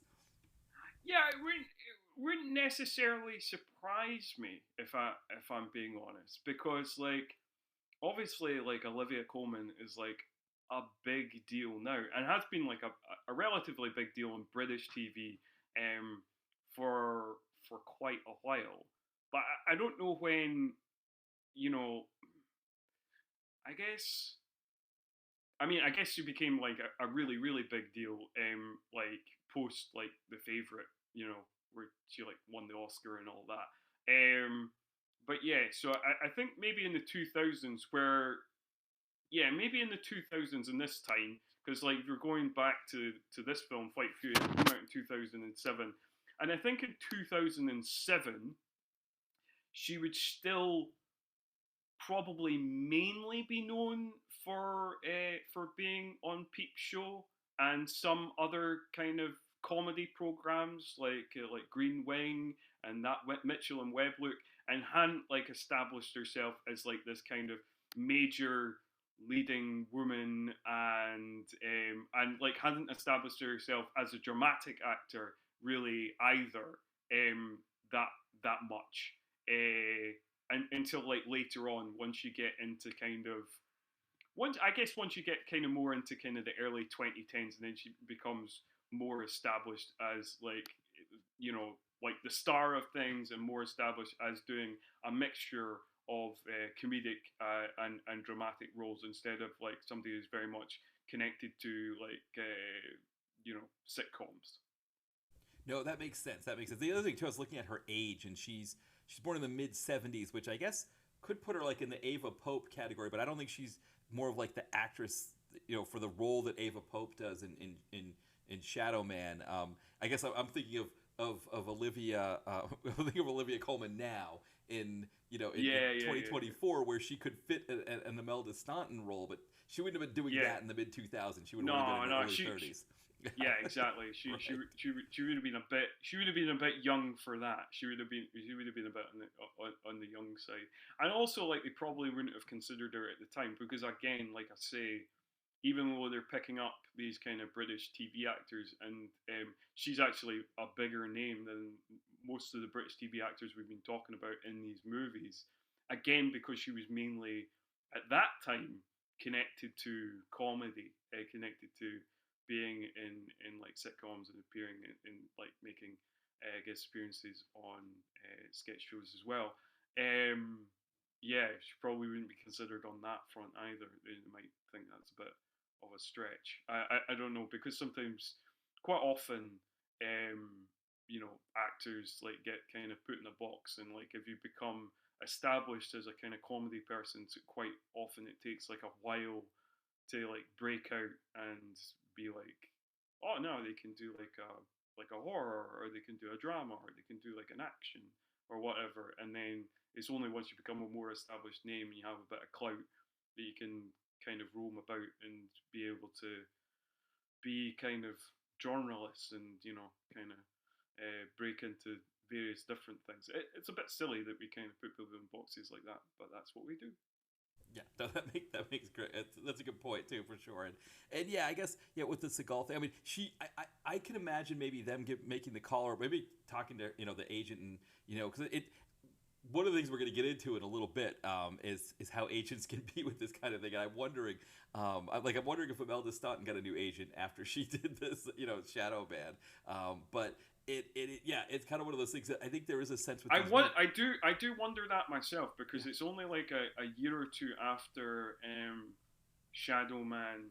I think it's like 2 years after Shadow Man. She appears in her a year or two after Shadow Man that she appears in her first. Oh yeah, I think it's the next year she appears in her first Harry Potter film. So maybe she fired the Shadow Man agent and got a new agent, and they're like, we got you this plum role as this villainous character in Harry Potter, and she was like, I made the right decision to get this agent. And I feel really sorry for her because just this past June there's the final game of the Stanley Cup playoffs, the Game 7, and they were having her read this like really like verbose like serious kind of like showing the weight of this game, right? And she was the one reading it because it would add this like level of sophistication to it and everything like that. And I felt horrible because I was like, oh yeah, that's Imelda Staunton from Shadow Man. She's like, of all the things she's done, right, exactly. Of all the things she's done, Shadow Yes. Man. Yeah, exactly. Yeah. So yeah, poor Imelda. So another reason for you actors out there thinking about the quick and easy bucks of the lure of the Seagal film, and 30, 40 grand for a few days worth of work. You may be known for that by a guy living in Philadelphia who has a direct-to-video blog site. That might be the thing that you get known for. So yeah, but yeah. So good about we've also got in addition to Baisley and Toussaint, we've got our general played by Angus McGuinness. So he's our general, and then they're whatever in command. I guess his like operational officer or whatever is played by Karen David, who she went on to have a slightly bigger career in shows like Once Upon a Time. Also, I think we're gonna find out there's a Walking Dead connection here because she does Walking Dead, and then also Sierra Payton, who's gonna come in later, does Walking Dead. But going back to that tight uniform motif, right? Karen David's her Air Force uniform is definitely tight. They also make sure when she's spending most of the film in these darkened like command centers that she has enough lip gloss on to make sure that any light that can shine on her face that it shines off the lip gloss. So we at least get that from her. But you know, she ends up having a pretty decent career, I think, after this. So it's always an interesting thing when you see, you know, people having a, you know, like with the UK actors, they usually come in with an established career and they kind of move on. But you know, having some of these actors that hadn't done much before, yeah, because a lot of times it's like it's a Seagal movie and that's it. You know, we don't see you ever again. That's I mean that is very true. And like yeah, I mean like she plays like a relatively, I mean, it's not a huge part in the movie, but like it's, you know, she has a number of interactions. She's the main person that the general Barnes like yeah, interacts with. But like we don't really get. I have seen that actually she does. I thought like I've seen her listed as just Barnes operational soldier, but she does Yes. she does have, apparently she does have a name. Apparently it's Flanders. So apparently they did bother to give her a name. I thought initially that they didn't bother, but actually I've double checked. Apparently they did, but no, but like it's funny because like when I, you know, sometimes, you know, like I pause the film to write something down, and you know how like it was on Prime, and you know how in Prime it like gives you a list of like the actors you're seeing in that scene, and it just came up like Barnes Operational Soldier, so I wondered if she had a name or not, but yeah. Which I thought would be pretty brutal if she didn't, because like, you know, she is kind of one of the main kind of half dozen or so people in the movie. You know? Right, exactly right. Because Amazon owns IMDb, so they pull that information right from IMDb. So however it was crowdsourced, whoever, maybe somebody had it in for her and they wrote. I don't know, maybe we, you know, when we get later on the film, we're going to find out that Sarah Payton was expected to have a nude scene that she backed out on, and it sounds like the production was not happy with her and kind of gave her a hard time about that. I wonder if maybe it was something similar where it was like, you know, she was supposed. I don't know where a nude scene would have been for Karen David's character, but like, yeah, you know, or maybe the outfit was supposed to be even tighter or something, and she was like, "I'm not wearing that" or something. They were like, "All right, well, you don't get to have a character name." You know, it's like it's some kind of a revenge thing. But it could just be, you know, who knows, you know, or maybe somebody had, you know, she rejected somebody's advances in the film, and they were like, "Yep, you don't get a name," or like, you know, it's just whoever's writing this stuff just doesn't care, right? They just put whoever. Yeah, you never know where that comes from, but. We've got the established here that Toussaint is, we want to say the best pilot, but really he's the second best because Seagal's always the best at everything, right? But Toussaint, is, you know, is Colonel Ratcher. He's the second best, and he's flying this B-2 bomber that has the Romulan cloaking device on it. And then Mark Baisley, we kind of established that Mark Baisley's not as good as him, and someday he's going to be able to fly the ship with the Romulan cloaking device, but not today. So he's just going up to pretend to be like an F-15 or something that's going to, like, you know, try to bomb that, you know, and then of course it disappears, and they're testing the radar on it. And again, it's a lot of kind of, you know, Top Gun-ish airplane stuff, you know, guys in masks, guys saying things to each other, clips of, you know, the general telling them to stop fooling around, clips of Cara David chuckling at the two guys and their banter, you know, all that kind of stuff. And then Toussaint, plot point, hey, I'm out of here. And he just jets in the bomber. So he's in the stealth and he's going, and you know, where's he headed? He's headed to Afghanistan, where another UK actor, Vincenzo Nicoli, is playing a. I guess I guess they needed to explain the fact that he has an English accent, so they said that he was raised in the UK, but like I guess he's got. Oh no, what did they say? He was part English, part Muslim. I think is what they said. They did that was his That's what they called his ethnicity. It wasn't that he was like Afghani or Saudi Arabian or which I think like right. I think does veer into kind of dodgy territory, as if yes. you know it's kind of almost kind of suggesting that you can't be like Muslim and British at the same time, which you very much can be. Let's just establish that. So yeah, that kind of. But I guess like, you know, we can't expect we can't expect progressive politics from mid 2000s DTV action film that is obviously jumping on the back of the kind of Middle Eastern wars that were going on at the time, or America was involved in at the time. So Right, yes, exactly. Well, because the other thing too is that I was thinking that this guy would have been just sort of like a, either Taliban or something like that in northern Afghanistan, but that he would have been funded by the Saudis because we find out that Toussaint, when he lands the plane, is getting paid $100 million for this plane, for delivering them this plane. And they offer him to double it if he drops a payload of bioweapons, one over Europe and one over America. And he's like, sure, yeah, I'll take the double or nothing.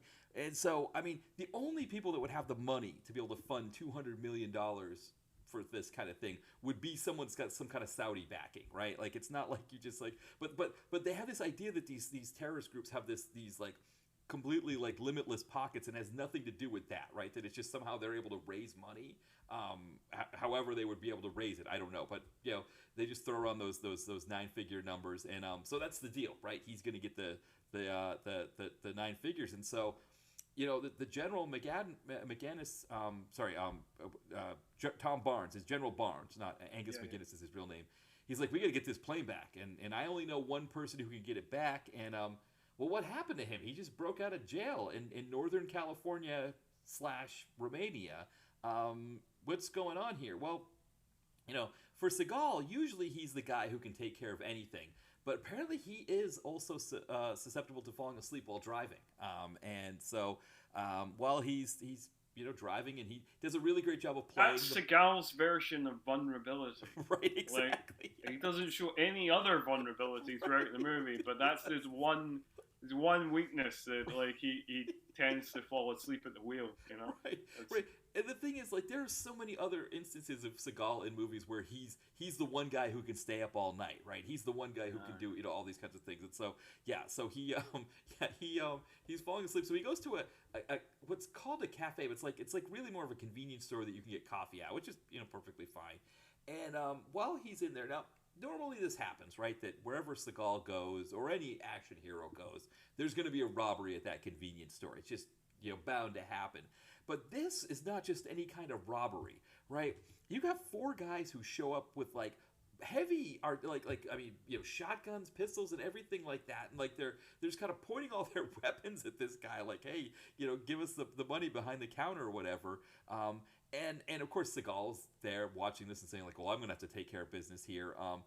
So of course what he does, right, is he takes out all the first one he takes out, he pulls him through a glass wall or glass like window kind of thing that's separating the coffee area from other places. He just pulls the guy. He just reaches his hand, smashing the window, and grabs the guy out, which is fantastic. And then he shoots. What is it? He like dives on the ground and slides.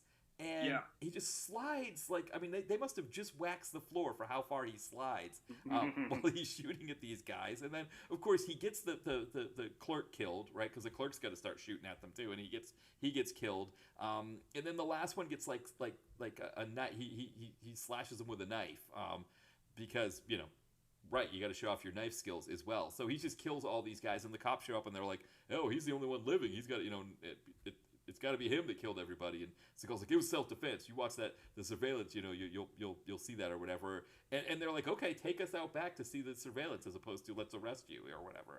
But they do arrest him. Yeah, but, they do arrest him, but they kind of like, it is kind of hilarious, like, because instead of like just kind of bundling him into the back of the car, or doing that thing where they, which is a typical movie trope where they kind of like don't listen to him at all and like just kind of bundle him to the ground and like shut the fuck up and like stick him in the car, and then later on we kind of find out the kind of truth in kind of 10 minutes time or whatever. But we don't have time for that, so they just kind of immediately kind of trust him from the get-go of just being like, oh yeah, it looks like a kind of trusting face. He looks like a man of law and justice. I think probably he's telling the truth. Although I do feel like I did want to say about this action sequence, like I thought that, yeah, you're right. I think the first thing is that this gang is kind of it.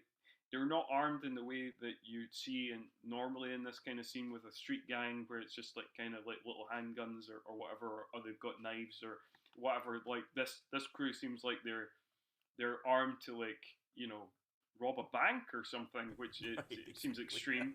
Yes. But also I do think that like this scene, I think I like to think it was partly put in here in tribute to like the scene that you get in Hard to Kill. I think it's Hard to Kill. They like it starts with a convenience store robbery and beats somebody up. And then also like I feel like this scene is like the film admitting to itself that it knows it's boring. Like it's kind of like they're going to be bored by all the exposition. They're going to be bored by all the stock footage plane stuff. We've got to put like a proper Seagal slap choppy action sequence in here somewhere, and we don't really have time for it in the main plot for the most part. So we're going to give you this in the hope that it'll tide you over until basically the end sequence. Right, exactly. And what better way to do it than to like do a callback to the Seagal we liked, right? Because that's the whole point of us Yes. watching Seagal, right? Is that we liked him in the late '80s, early '90s. So hey, it's almost like remember this? Remember this Seagal that you liked? Yeah, we're gonna give Yeah. you some of that. I'm. Yeah, I am right in saying that, right? It's Yeah, hard to I kill, believe it was like hard to kill. Yeah, where he stops off at the community because he has that. Yeah, because it's that scene where he like films. He films the thing going down, and then he's talking about Oscar that he's missing the Oscar ceremony. He has like all that Oscar chat, and then he walks into a convenience store, and then he does that before he ends up ending up in a coma, which is the kind of jumping off point for that movie. But so yes, I'm pretty sure it's hard to kill where that happens. well, and that's a common thing. Like either they'll do scenes in these movies that like harken back to those movies that we really like, or Yeah, they'll use titles, right? Like Out for a Kill, or it's like that's right. they'll put That's right. titles from those old movies. So really, it is really this whole thing of like if you liked Seagal then. Watch this, right? Or enjoy. It's like almost like they know who their audience is, and they're not afraid to give us a little something for that. Yeah, that's true. They do know who their audience is to the extent of like they'll give us breadcrumbs of like here's the Seagal stuff that you liked back in the day, and but it's still only breadcrumbs. It's like most of it's just going to be rubbish. But like Exactly. here's this one thing. Hopefully, this one thing will be enough for you to watch the whole movie. But I guess yeah. So like yeah, I think so. They do to an extent know what they're doing. Even though I would say that like a lot of the scenes in the film, part of the problem is like the kind of geography of scenes, like the geography, the way the kind of action is edited and cut together. So like a lot of the time, it does feel like the two combatants are in like different. They're in different locations. It often doesn't feel connected. Like there's like obviously with the flight sequences because it's stock footage, so it doesn't feel connected in that way because you're getting like just actors in cockpits that aren't actually moving planes, and then you've got stock footage of planes kind of moving about, which kind of lessens the kind of enjoyment and entertainment of those scenes. But even in some of the other scenes, like later on, where the kind of Marines are kind of parachuted into Afghanistan, and the kind of often it feels kind of disconnected, where you kind of cut to terrorists shooting at them, and then you cut to the soldiers firing back, but it doesn't feel like they're firing at each other. Like there's like a disconnect there, which makes lessens the drama of the action and also dampens the entertainment of the action. Yeah, I totally agree there because it is one of those things where like you don't know how many of these things were shot together. Like I mean, like even in that opening sequence where Seagal, I mean, obviously, he stabs the doctor, but who is that even the doctor that he stabs in the neck? When he Mm. escapes out, to when he's being strapped to that chair or whatever, and then he gets out, and it's like the same thing here where it's like how much of this stuff that he's doing here in this in the convenience store is the stunt double, how much is him, how much is it him just like waving and then somebody else getting hit off screen. Yeah, it does make for a little bit. It can be a little bit awkward at times, and and I think Koish. I mean, this is Koish's third go around with Seagal with these, where in a way you'd say he'd be better at it, but I wonder if maybe by the third time around you care less. Like you're just like whatever, just fine. You don't want to do the scene with this actor, fine. I'll just do whatever I can to make it look as good as I can. Yeah, and I mean, like to be fair to Michael Kors, like I've not seen his other stuff. Like I've just seen his three Seagal films. Maybe this was the nadir of his career. Maybe this was his, bottom of the barrel for him too. And maybe he has got better since, or he was better before, or whatever. So I'm going to try and give him the benefit of the doubt. Maybe he was just having a rough time, and like because the direction's not good here, and it's not edited or cut together well, which obviously it's the editor's fault, not necessarily the director's fault. But yeah, I think that like I'll try and give him the benefit of doubt, and maybe this was like maybe this was a low for him too, and that this is not representative of his body of work. But then again, maybe it is because I've not seen the rest of it. Right. Well, because most of the other stuff he does is German language stuff, which is why we call it Koish. Yeah. But he does these three movies and that's it. He doesn't do any more with Seagal. So I do kind of wonder. It feels like Keone Waxman has done like 9, I think, with Seagal, or maybe even 10 or 11. But he's done a good amount. He's done by far the most with Seagal. But it feels like there's a kind of a like there's a certain level of like how many of these movies, how many times a director can work with Seagal before it's like, okay, I'm out, I'm done. And I kind of feel like with Koish, it was like, I'm doing these 3 movies and that's it. Yeah, I probably by the end of Shadow Man, he realized like I can't do any more movies with Seagal, and I'm stuck with 2 more here, so I'm going to get these ones over as best I can. I guess that's probably true. Although I think that like I get the sense that like because they're both 2006 Shadow Man and Attack Force, I feel like they were probably shot back to back, and then this one probably wasn't shot that long after because they come out in a very condensed period. Attack Force and Shadow Man in 2006, and then this one in 2007. So like, I'm not sure if they were shot back to back to back. I don't think so, but I certainly get the sense that because some of the locations in Attack Force look very similar to Shadow Man, so I definitely get the sense that that was probably shot back to back. But this was shot very, very soon after that. So like, yeah, I think that probably having this kind of condensed a period together with Seagal is probably not great for anybody. So yeah, he probably at this stage was like, just get me out of here. I just let it be over. Let's move on. Yeah, exactly.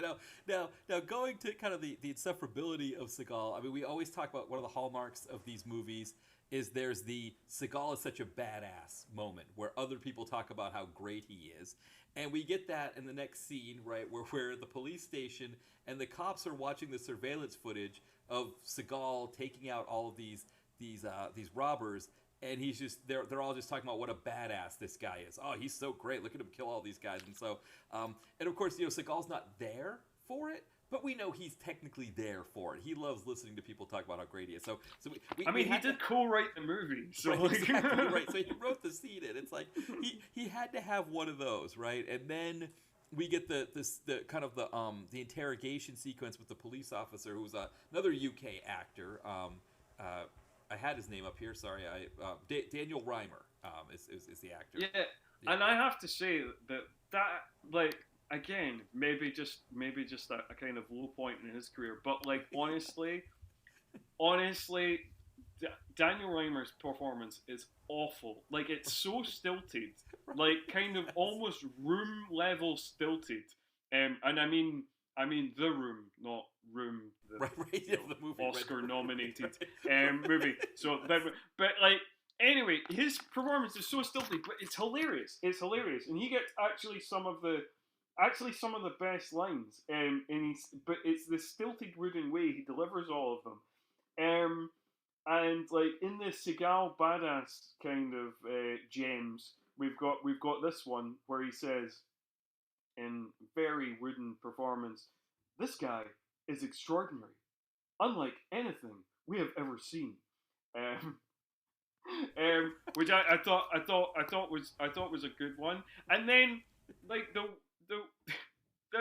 honestly, one of the weird moments that genuinely, one of the things that genuinely entertained me the most about this movie is you get this really weird moment where the cops are like kind of like in awe of like watching Seagal, and then like the detective comes in and like tells them to go back to fucking work. And then the two detectives like talk about Seagal for a bit, and we get that line about like he's extraordinary. And then the other detective like leaves the scene, and then you think, well, that's the end of the scene. We'll move on, but it's not the end of the scene. A guy comes in with a cup of coffee for the detective, and he just looks at him with disdain, and he just goes, "I don't drink fucking coffee." And then the scene ends. And I was like, what the fuck was it? Why was that the button for the scene? What was that about? It was amazing. And there's even a scene, there's an earlier part where, because I almost thought that Daniel Reimer, I had to look him up to find out, who he was. And I was like, I almost thought maybe he was like, he didn't speak English as a first language, because when he sees all the cops like sitting around watching the Seagal thing, and he gets mad, he's like, "Get the fuck out of here," kind of thing, and he says something along the lines of like, "Get out of here," maybe instead of him getting all the headlines, it was supposed to be, instead of him getting all the headlines, "We will," right? That was how he was supposed to say it. Right, but he says it to be mangled the line. Right, he's something like along the lines of like, instead of him getting all the headlines, "We will." Or instead of him getting all the headlines, "We will." That's how he did it. He put the emphasis on the "will" instead of the "we." And I was like, that's not how that's supposed to go. And I had to rewind it just to make sure. And he's like, "Yeah, instead of him getting all the headlines, we will." And I was like, no, "we will," not "we will." And it's like, yeah. So I was also surprised because of how wooden and because of how stilted his performance was, and how stilted the lines came out. My assumption was also that he was a local Romanian actor whose language isn't, English isn't their first language, and that's why. Because sometimes you get performances in movies like this that are stilted, and that's why, is because they're speaking in their second language. So sometimes it can come out a bit weird, or it can come out a bit kind of clunky. And so I kind of assumed, maybe he's like, English isn't his first. So then when I looked him up, I was also surprised. And then but his kind of odd stilted performance actually gives amongst the most kind of entertaining moments of the movie. Yes. Like, he's got another line where he kind of rolls his eyes and he just goes, "Another day, another fucking surprise." Yes. And then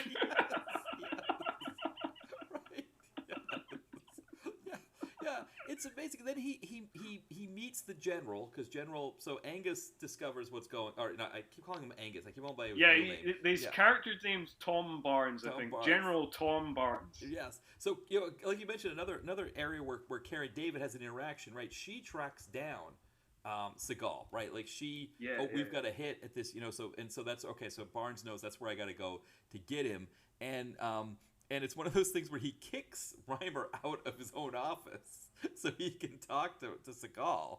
And so that's when they have this back and forth of like, what it goes something like, like, "Hey, listen, I know, we did a bad job by arresting you and wanting to clear your memory. To wipe your mind. Wipe your memory. But hey, I can clear all that up for you." And Seagal's like, "Why would I trust that you have the pull to, just trust me on this?" It's like, all right, okay. Then he's like, "I guess I don't have a choice, right? It's like it's either one or the other. I might as well just do what you're asking me to." And then they cut away from that. But like, I feel like we should put like a little bit more emphasis on the fact that like he does this in a very Seagal way. Right, yes.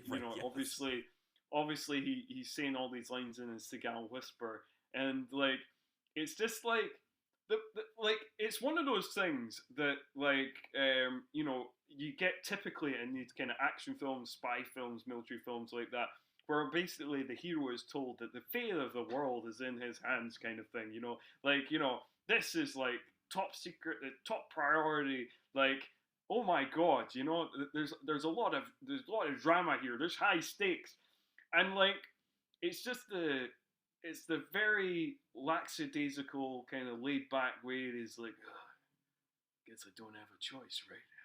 You know, right, like right, exactly. Yeah, I mean, he's got his leather jacket on, and he's, you know, and it's like he likes being told he's the best, but then he's like, yeah, okay, you know, so. And then, so then they're on the base, and he's briefing him on the mission. And it's kind of funny because like the back and forth is not like too crazy. Like Seagal's not really pushing back too much on things. He's like, okay, Roger that, yeah. copy that, I'll do that. But then they tell him he's going to get sorry, I'm getting the name Baisley. I was going to call him Blaisley, but he's going to get Baisley. Yeah. Which this character Richard Janik, they actually pulled the name and everything, not just the character from the Black Thunder, because that was Wow. Gary Hudson played that character. Right, so right, if you remember Gary Hudson being told to take the train. Oh no, wait, was that Gary Hudson, or was it the bartender who was told to take the train in Roadhouse? I can't remember. I know Gary Hudson was fired for sleeping with somebody while he was supposed to be working as a bouncer. But Baisley is playing that part. Yeah, so Seagal's like he's okay with like everything about this plan. You know, everything's a copy that, Roger that, or whatever. But then when he tells him he's going to get Baisley as his partner, when he's going to get Janik, you know, who that's too much. And he says no to that. And the general is like really firm. He's like, no, John, you got to take this guy because I need somebody else who can fly the plane and all these things. So that's it. If you want to, you know, it's I don't know what it's kind of like one of those things where he's just like, nope, you're taking this guy no matter what. And Seagal relents pretty easily. And that's, you know, he's kind of like, okay, all right, you got it, you can take him. And then I think he says copy that, which is one of those things with these military movies, is that like it's always Roger or copy, even when they're just having a conversation about like what the plans are, you know, like even if it's not like a communication over airwaves or something like that. So we've got our plan. So now the idea is they've got to fly out to Afghanistan in an SR-71. And when they get to Afghanistan, there's supposed to be a SEAL team that's going to rendezvous with them, get them into the compound where the next level of stealth is being held. If Seagal dies, Janik will take the plane back. But if they both survive, Janik is going to either, I guess, fly back with him or he'll fly something else. But that's the plan. So that's what our plan is as we go into this. Yeah, absolutely. And like, yeah, I mean, I guess like it plays into kind of the natural Seagal tropes that he pushes back on Janik, because, you know, obviously Seagal is a lone wolf and he plays by his own rules. But yeah, you're right. He kind of rolls over quite easily. And then we get them going off to Afghanistan, which I again, like, I think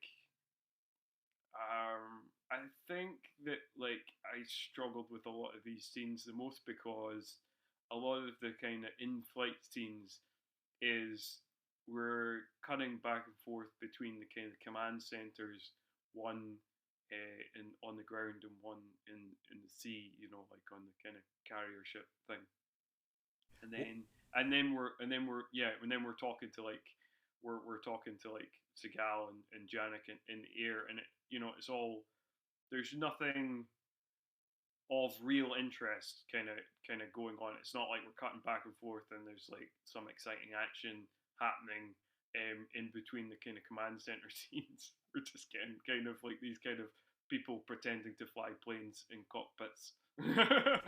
right, exactly. Well, yeah. So maybe this is a good place for our break. So what we'll do is we'll take a break here, and then when we come back, we're gonna get Seagal in Afghanistan, and we'll as they say, we'll land this plane from here. So so we'll be right back. All right, we are back, and so Seagal and Janik are in their SR-71. They're heading out there, and then we found out that there's supposed to be this Navy SEAL team that's supposed to rendezvous with them. But they get ambushed, and I think this is another one of those action sequences you talked about where you don't know where anything is coming from. It's like these guys are just sort of standing there. We don't. I guess. Oh no, they parachute in, and they lose 3 when they parachute in. So maybe they didn't have as many actors as they thought, or maybe when they were writing the script, they were like, well, 9 sounds like a good team, but we only have 3 actors, so we'll cut it down to 3. And then they're in like this abandoned building where they get ambushed by Vincent. Oh man, I'm trying to blank on his name. Vincenzo Nicoli. Sorry, Vincenzo Nicoli's his terrorist team. And this is where we learn about Katie Jones, who is the second in command of his team. Because she delivers the coup de grace on one of the 3, which again, we don't even know who she's shooting at. Like, is she shooting the actual actor in the head, or is she shooting just straight ahead? It's another. We don't know. Like you said, this is a very disjointed action sequence. It's really, I think it's another one of these ones that you talked about where it's like, we can't handle just plain stuff all the time, so let's throw in an action sequence to try to punch this up a little bit, but it doesn't necessarily work. Yeah, I think like it doesn't work. First of all, I presume that like the skydiving sequence is more stock footage. And then yeah, once we land, like yeah, I kind of mentioned that I wasn't impressed with the shootout because of that kind of lack of connection of like figuring out where people are, and like everything not having really any impact because it feels like people are shooting each other, filmed in different, location, like it doesn't feel like it all filmed at the same time kind of thing. So it doesn't have that kind of natural flow to it. Although yes, and even when like Katie Jones, who plays the Ileana character, gives that kind of final blow, like you say, it doesn't kind of have that kind of impact because it's not like she's standing over the character again. It like it has her like shooting, and then it cuts to the character kind of dying. It doesn't have, so again, it doesn't have that same impact. Although I do want to say at this point that and the Katie Jones, I think, for my money, and like not everybody's terrible. Like we've talked about like kind of Steve Toussaint and Mark Baisley, and I feel like them and most of the other actors in this movie have like a kind of idea that this is maybe not a great movie, so are maybe not giving their all. Like I've seen them all in in smaller roles elsewhere where they've been more impactful, shall we say. But I do think that like even though you might not say that she's the best actress, she's maybe not great, but I do feel like that her and one other actor that we will get to soon, but not right now, are the only 2 actors that I think are really having fun with their roles. And I think like she really kind of hams it up as this kind of like femme fatale, like one of those characters like I don't know, like Famke Janssen in Goldeneye or something like that. Like she's really kind of doing her best to kind of ham it up as this kind of evil woman, this kind of femme fatale character, and I appreciated it because like I feel like part of the problem of the movie is not that it's like terrible in the same way that like Attack Force is terrible, which is just disjointed on all over the place. It's just that everything here feels so lifeless. From the heavy use of stock footage, from this kind of like we're just kind of doing establishing shots and exposition half the time, from a lot of the performances, everything feels lifeless. So any pulse, any sign of life is something that you want to grip onto, and I think she's one of the very few things that does have signs of life in the movie. So I thought I'd give her a shout out. Yeah, I totally agree there because yeah, I mean, I think Baisley has a little bit of life as this kind of this person who's like upset that he can't be as the pilot, and he's kind of also has a little bit of character and how he kind of gives it back to Seagal a bit. But you're right, Seagal is going through the motions. Our generals are going through the motions with just doing the lines that they do. I mean, Toussaint as the baddie is, or as the person who's turning. I mean, he doesn't seem to care. He could care less where he is. Our head, Vincenzo Nicoli, right? He's just giving us lines here or there. So yeah, I totally agree with you there that she kind of injects a little something, which definitely helps because the movie needs it. I guess the other piece, right? We get introduced to Sierra Payton at this point, right? Because after the massacre of the SEALs, somebody who's on the inside, like a spy, goes to her, and she's like, I don't know what her deal is. If she's like CIA, who's like undercover. I don't know how undercover she would be in Afghanistan because she would really stand out. She's a striking younger woman. It's I don't know like that people would be like, oh boy, she's under the radar. Like, what is she doing here? But she's there, and this guy tells her that they were wiped out, and she's like, oh man, I got to get the intel to Jonathan because she knows Seagal from the past. Yeah, absolutely. So like, I know this is skipping ahead a bit, but like, there is a scene later on because like the producers are obviously like, you know what, we need some boobs in this movie, like we're not got and it's hard to kind of between the stock footage and and the military bases, it's hard to like inject any boobs into the movie. So like so we get this like random kind of scene between the Sarah Paulson character Jessica and Ileana where they have like this kind of sexual kind of interaction, and eventually Jessica kind of turns the tables on her and kind of gets her out of the room because she's looking for Seagal's character. But it did make me think, because she's in this kind of negligee anyway, and it did make me think: is she an undercover like CIA or Secret Service agent who is moonlighting as a prostitute? Because because like it seemed, because like the way that Ileana and Jessica talk to each other, it feels like Ileana has maybe visited her before. So like I don't know. Like there's this kind of weird suggestion that maybe she's working as a hooker. Um, I don't know if you thought of that as well, or I if that didn't just think of that, but it makes a lot of sense. Actually, it makes more sense. And so, and I don't know. Yeah, maybe we'll because there's a lot going on in that scene.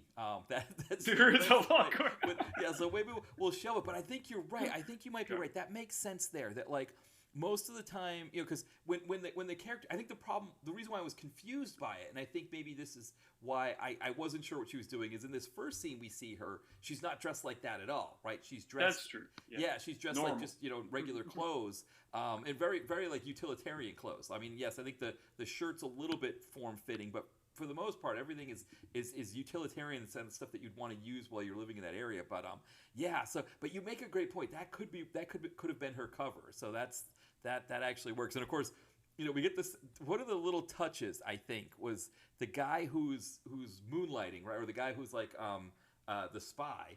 He's drinking a beer, right? And of course, we know, if you're Muslim, you're not supposed to drink beer. And there's almost like this sense of like, oh, I just want to work with the Americans so I can drink beer, right? Like it's like this freedom that I don't get to have or something. But anyway, so we get that, but actually we don't have. I mean, the other thing that happens before we get to the Sierra Payton, Ileana Jones love scene is the Katie Jones, Ileana Reed is the character, but the Katie Jones love scene is when the guys land, right, and they discover that they're on their own. It's like this thing of like, okay, we got to hide the vehicles, right? So they hide the SR-71. We don't know where that is, and then they're hiding this Jeep that they stole when they landed the SR-71. They're hiding in this like pit, and that's when Katie Jones and some of the third in command and a couple other of the terrorist group, they spot them. And I don't understand why Seagal says split up, right? That's the first thing. I don't understand why they split up, but he makes them split up. So then, Janik's on his own. And then like Seagal, he gets his hands on an AK-47, and he's just like walking around, like holding the gun out, like just firing, like he's like in a hip hop video or something like that. It was kind of it's like I don't know. I guess it was supposed to be stylistic. And then of course, like it's always cutting between him just firing, and we don't know who he's firing at, and then like any kind of sequence of him rolling down a hill, jumping down a hill, or anything like that has to be cut in with a double. But it's kind of a funny scene where he's taking all these guys out, but he leaves Janik to kind of fend for himself and get captured. Yeah, no, it's quite funny. I guess there's a couple of things we need to highlight. One thing is quite funny because again we get that kind of like Seagal's amazing thing because he's having this conversation. We have this conversation with Janik, and he's talking to Janik, and he's like, "Hey, let's split up." And then Janik looks away for a second, and then looks back, and then Seagal's done the Batman trick where he's disappeared. And Janik's like, "Huh, how the fuck did you do that?" It's because obviously Seagal is amazing, and he can do the Batman trick. So that's one thing. And then yes, I do feel that what you're talking about with the AK-47, like that's a real Seagal trope. Like I've watched like a number of Seagal films now, and the amount of Seagal films where he's either spraying bullets or he's like firing with his arm behind him, like in no obvious direction and not looking at things, and yet still hitting targets. Like this happens so often in Seagal films, I find. Like where you're just like, how can he can't possibly be looking at anything. He's just like his arms like flailing about out in a direction that nobody's in his eyelid, but he's still hitting the target somehow because Seagal.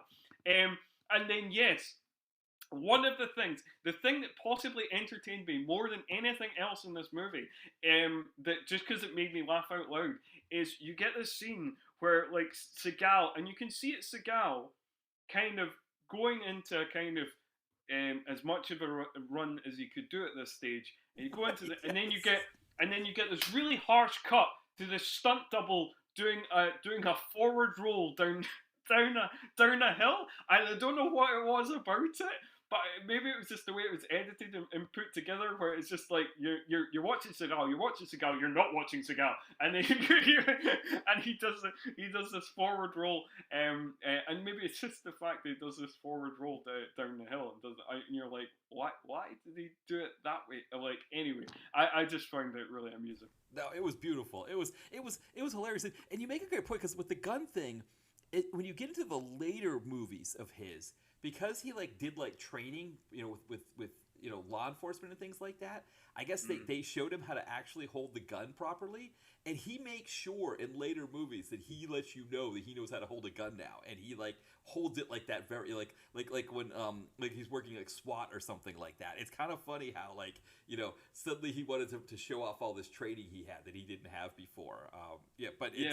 Yeah. Because I mean, like even if you go back to his earlier movies, I remember very clearly. There's like an early scene where there's a big shootout in a hallway, and like it's one of the opening scenes in Marked for Death, and he is just shooting just randomly, like just like kind of not looking at anything, just being like bang bang bang bang, like so he does this a lot. Yes, exactly.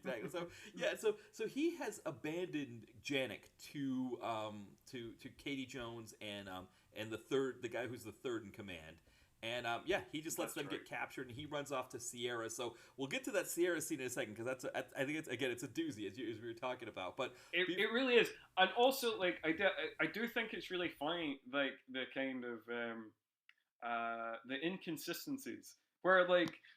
Where the third in command captures Janik, and like basically the first thing that Janik says to the third in command guy is like he tells him exactly who he is. He's like, I am Captain Richard Janik of the United States, Air Force, whatever, blah blah blah. But then, like 5 minutes later, when he's being tortured by the head bad guy, the Peter Stone character played by Vincenzo Nicoli, and he asks for his name, and he's like, "No, I'll never give up my name." And it's like, you just told the other guy like 5 minutes ago.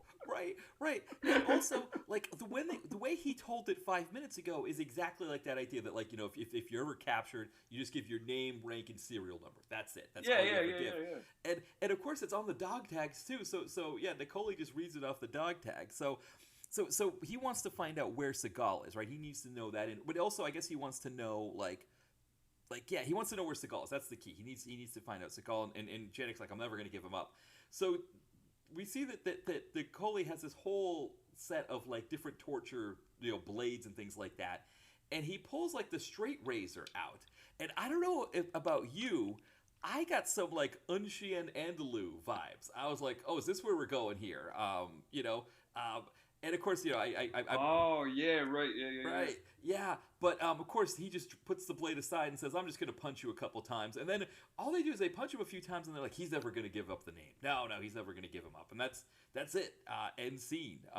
So that's true. That's true. I mean, it would have been bold to go in an Unchien and Andalou direction for sure. A lot more hardcore than your average.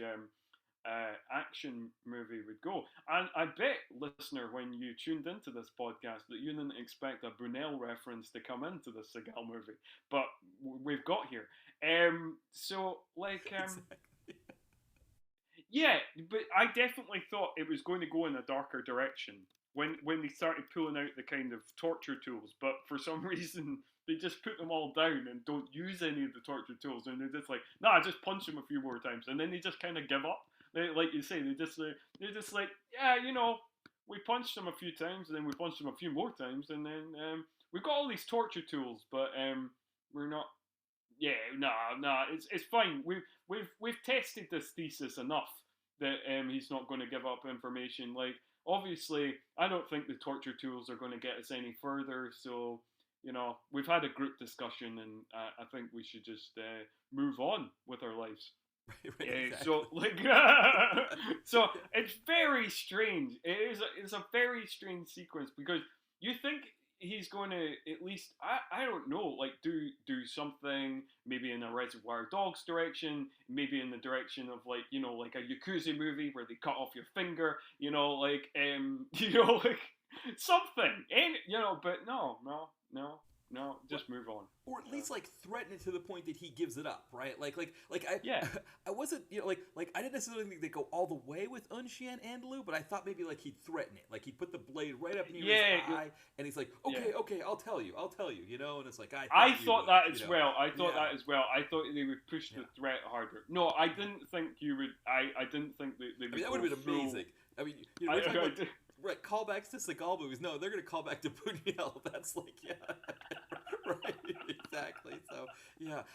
We really know our history of cinema. That we're gonna call back to this short film from the 1920s.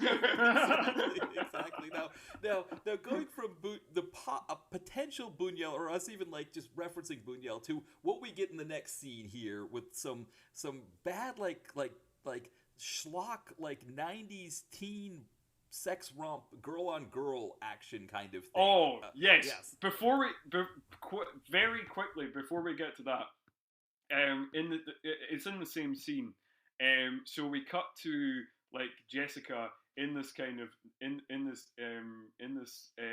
negligee, and I got to say, maybe it's because of what we know about Seagal, and maybe it's because we know that he has, sexually harassed, or has been alleged to sexually harass many women throughout his career. So like any kind of sexual interaction or possible sexual interaction or sexual talk from Seagal comes off as creepy.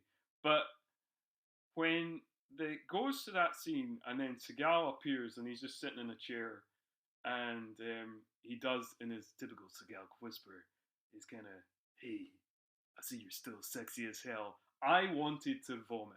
Like, it just had like a visceral, like, when he dropped that line, I was just like, I don't know, man. It's just any kind of sexiness around Seagal, it gives me the ick. And actually, so if in the trivia, it goes even deeper than that. It's actually worse. So in the trivia, Sarah Payton, she said that her agent and the producer, the film's producers, they didn't really tell her the degree to which that she was supposed to, what this was supposed to look like. So she accepted the role, right, thinking like, okay, this is going to be good. And then she gets there and finds out that scene she was actually supposed to be nude. She was supposed to be coming out of the shower naked and from the top up. And she reads this and she's like, what am I going to do? Because I don't have any money and I'm in Romania. She was like 18 at the time. And she was like, I can't call anybody because I can't afford a long distance call. So she went right to Seagal and she said, I'm not doing this. And he goes, well, you don't just show your titties a little bit? That's essentially what he said. And she's like, no. And so they called in the producers.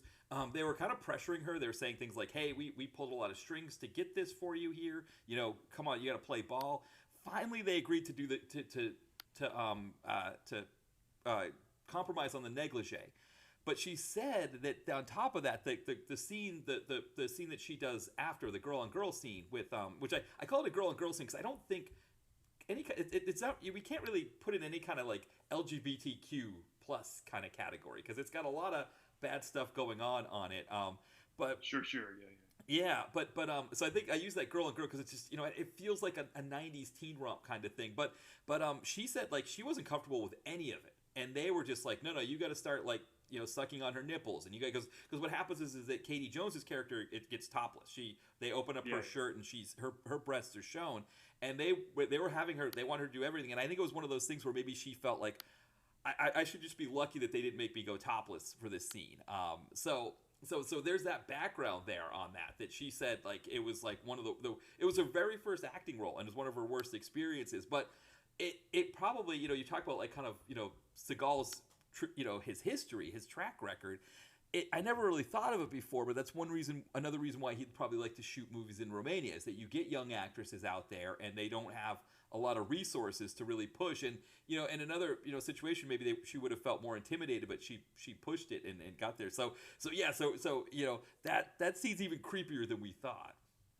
Jeez, yeah. No, I didn't read into the trivia, so I didn't hear. I wasn't aware of that.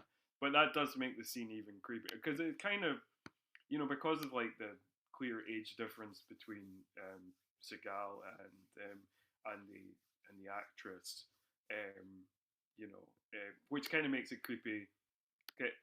Kind of makes it creepy as well because the actress is like a year younger than me. Like, you know, it's like, you know, like, so she born in 1986, so this came out in 2007. So she, you know, like, so yeah, right. So it would be 21 when she came out, but yeah, I presume obviously maybe a little bit younger when it was actually filmed. Yeah, it's weird. So the age difference thing it makes it creepy, and like Seagal's history like makes it creepy, and also just the way he also just the way he says the line, and it does make it kind of creepier as well because when you think about it, like if this you know, the actress is like, let's base it on her age when the movie came out, so the actress is 21 years old, right? And so, and now he says his line is, and you're still sexy as hell, which suggests like a previous relationship. So how young was she when they first had you know, or first had some sort of encounter? Like maybe it's good not to dwell on it too long, to be honest. And Right. the more I think about it, Well, right, because he always makes himself younger in these movies. So, right. oh, Like, that's true. But still, I mean, he could only make himself so much younger. right, exactly. You know, like, I mean, even if he's like making himself like, I don't know, like 10 years younger, he'd still be in like his 40s or something. You know, like, Yeah. Well, and I think maybe she's playing someone older than herself, kind of like what Louis yeah, Tracy Lords used to. But still, you're yeah, right. It's kind of creepy there. The other piece, and I don't know what you thought about this. The other thing I didn't like is I kind of felt there was like this homophobic element of it as well, where it was like, it was you know, we get the sense that Katie Jones's character is the one that's gay, that she's the, you know, sapphic lesbian who's having this sapphic lesbian scene with Sarah Payton's character, and which then, I think we should mention. yeah, I think we should mention that is like, you know, going even going back to like way back to like Goldfinger and like Pussy Galore, who is explicitly a lesbian in the book, but like is queer coded in the movie, but is not explicitly made lesbian in the movie.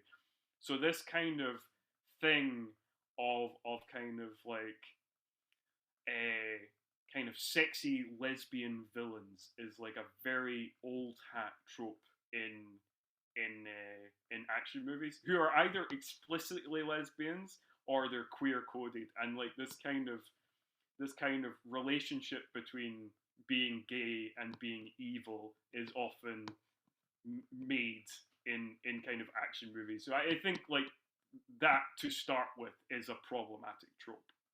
Yeah, that's for sure. Yeah, and it plays out like that, right? Because it's like Sierra Payton's pretending to want to hook up with her, only to Yeah, use a gun, and you're right. Like it's like the bad one is the one who's gay, right? It's not the and like you said, like that trope. I didn't even think about that. That's a good point that it's been around longer. And it feels like Seagal would lean into that trope, right? That like the bad one's the gay one. She's the I don't want to use the term, in his mind, degenerate, right?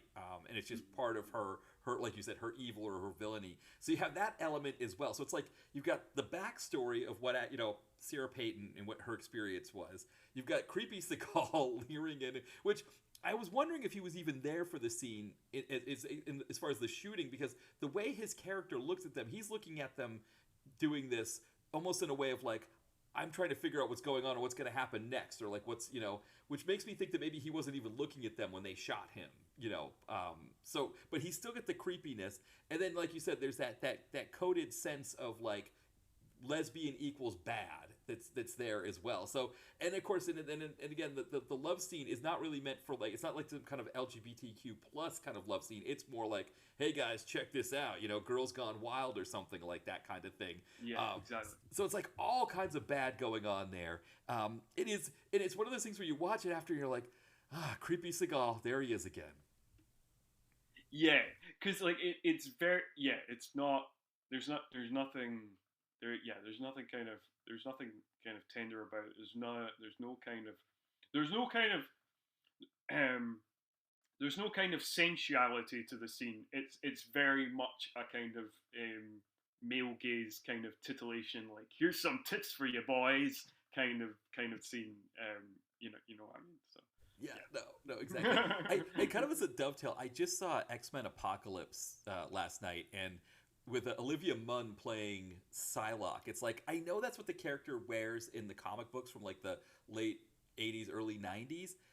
But like usually when they make the movies, right, they don't use like the actual. That's more for like the cosplay thing, and like especially like if models are kind of doing more of a sexy cosplay for like Instagram or something like that, and that's more their career. But usually like the character is not. They wear something it's sexy, but it's also like utilitarian and all that stuff. But they were like, nope, here you go, fanboys. This is like the Olivia Munn outfit, the Psylocke outfit. I was like, wow, they really went there with that. I was kind of yeah. shocked. No, that's true, because even some of the other characters who are kind of explicitly wear very, very revealing costumes, like I don't, because like it's a while since I've seen like the like X-Men Apocalypse and X-Men First Class and X-Men Days of Futures Past, but I don't remember. They don't make the Emma Frost costuming as explicitly as the comic books, do they? No, because her costumes are more kind of like sexy, like '60s, kind of Yeah, vibe. But it's like a kind of a sophisticated sexy, right? That it's like, yes, it's still like alluring, but it's not like a fanboy kind of sexy. I guess if that makes sense. yeah, that's right. Because like some of Emma Frost's costumes in the comics are borderline pornographic, and like Right? I Yeah. don't like, and so yeah, so they definitely I do. So I did remember right that they kind of toned that down a little bit. Yeah, I know it's quite a slinky outfit. She's like, because it's January Jones who plays Emma Frost in the Right. Exactly. that's Yeah. her. So like yeah, so they make it quite slinky, but like they don't make it as kind of like here's tits in your face kind of as as it sometimes is in the comic with the kind of Emma Frost character. Yeah. So yeah, no, I was surprised with the kind of Psylocke thing as well. But yeah, Still not quite as creepy as this film, but like you know, No, like exactly. you know, for sure, for sure. Um, but yeah, and I feel kind of, I honestly feel sorry for her, like the kind of Katie Jones character, because like I say, you know, she's given her all, and I feel like, yeah, I feel like it's like one of those things where um you know, like you say, it almost feels like she's, you know, when I know that she's evil, you know, I know that she's a bad guy and stuff and a villain, and we need to get rid of her. But the way um, the Sarah Payton character kind of pushes her off almost in disgust. Like there is this kind of suggestion of like that lesbianism is in some way kind of horrible or degenerate, or that she's being shamed for it. And then we kind of get this kind of scene that I think is supposed to be hilarious, where one of her like team was like, "Hey, that was quick." Right. Like Yes. you know, you must have got your rocks off kind of quick there. You know, kind of the kind of underlying message there, which I think is supposed to be hilarious, but like just came off as kind of lame and like almost slightly distasteful, like you know, based on like the scene before. Maybe if the scene before hadn't been so kind of homophobic feeling, like you know, like that line probably would have passed by, or maybe even got a small laugh, even though it's a bit of a lame joke. But because of the context of the rest of what's going on, it just feels like that she's generally being mocked and shamed for being gay. Yeah, it's more of that male gaze stuff that you're talking about. That his joke is meant for us male gaze watchers of the film, and yeah, that's it. It unfortunately, right. It doesn't. How do I want to say? Yeah, it has more of that male gazy kind of feel to it. Unfortunately. Yeah. I get yeah. I mean, like it's hard. This film kind of like trundles by. Like it's hard to kind of do Yeah. like the kind of some of the things we do where we're you know where we're kind of going through the film, because like you say, it becomes this kind of morass of like sometimes you kind of forget where you are, because you kind of jump from um, you jump from the general talking to the Karen David character to the admiral character talking to this other commander, and then you know, and you're jumping from that to the you know Vincenzo Nicola character talking to sometimes Ileana, sometimes is like kind of third in command, and yeah, and it's just jabbering on like, and you know, like I don't know if you, I don't know if you've ever seen the British comedy show from the early 2000s called Garth Marenghi's Dark Place, but Garth Marenghi's like this character that's like a spoof of like a kind of bad horror author, and he has this funny line, a memorable quote from the program where he is talking and he's like, you know, I knew, I knew writers who used subtext, and all of them were cowards. And that's what came into my mind when watching this film, because there is no subtext. Everybody explicitly tells you their motivations and what's going on at all times, and so you know Yes. precisely what they're thinking and feeling. And yeah, it's just that. It's just everybody telling you the plot every 2 seconds, and you're like, yeah, I mean, you could trust us a little, you know, you could trust the audience a little bit, you know, you could let the plot unfold a little bit. No, no, none of that.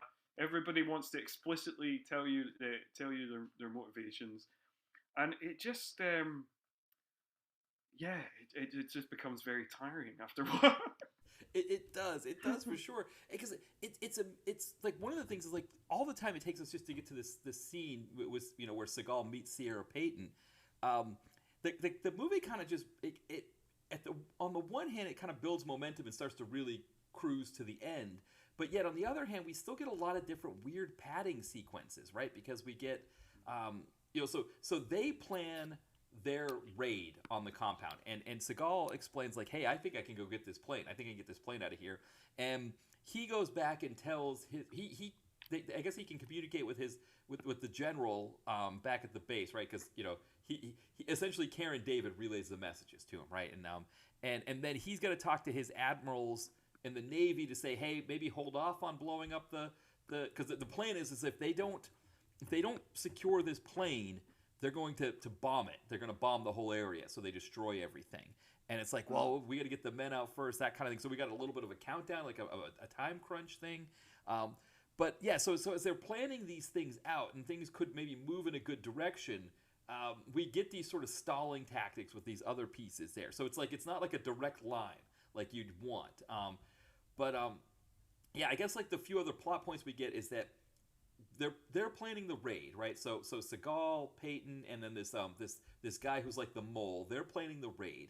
At the same time, Toussaint and Nicoli are planning the bombing, right? So they're getting ready to do that, and he's got his money, and so that's ready to go. And then the mole has told him about this bomb plan. So now we've got these computer models that are telling us like what the spread pattern is of this biological weapon, which is essentially the entire globe, right? So it's like I don't know why we need to see the entire globe being covered in bioweapon, but that's what we're getting there. So I guess they're kind of setting up what the stakes are. And then that's Seagal. They get into a Land Rover. Seagal, Peyton, and this other guy. They take out some guys at the checkpoint. Which is just it's just murdering people. I mean, Seagal is just murdering people left and right. Like he's just always killing people.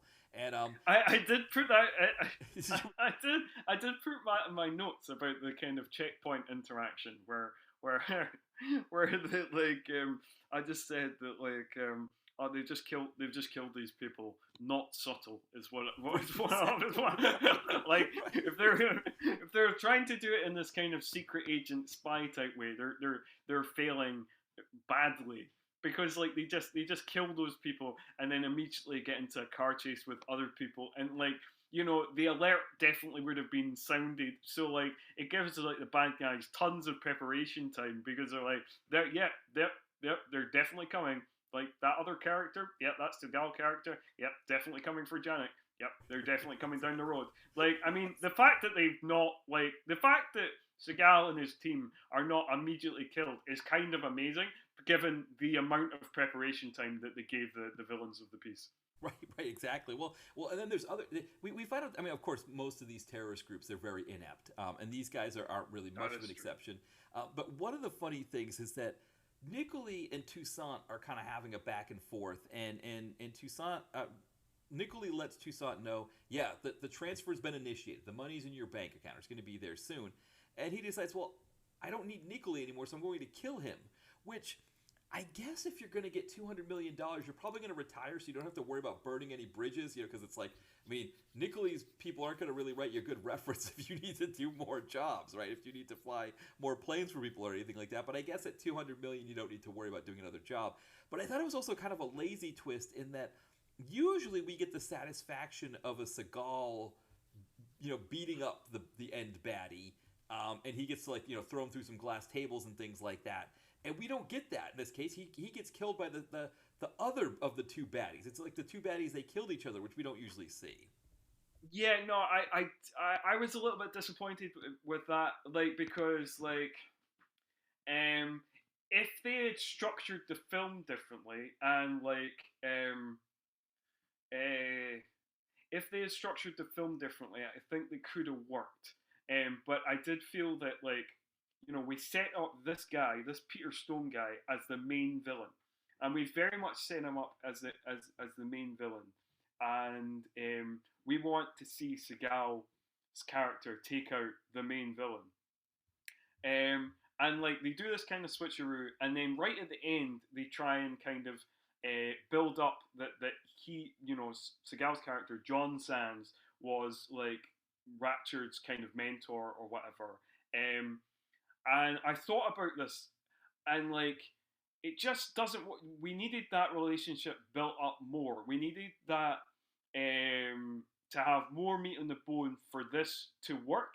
Because I think if a film that I can compare it to, a much better film, is Commando, where technically Dan Hedaya technically Dan Hidea's character is the main villain, but to the audience, like the confrontation we want to see is between Arnie and Bennett. We don't really care about the main villain.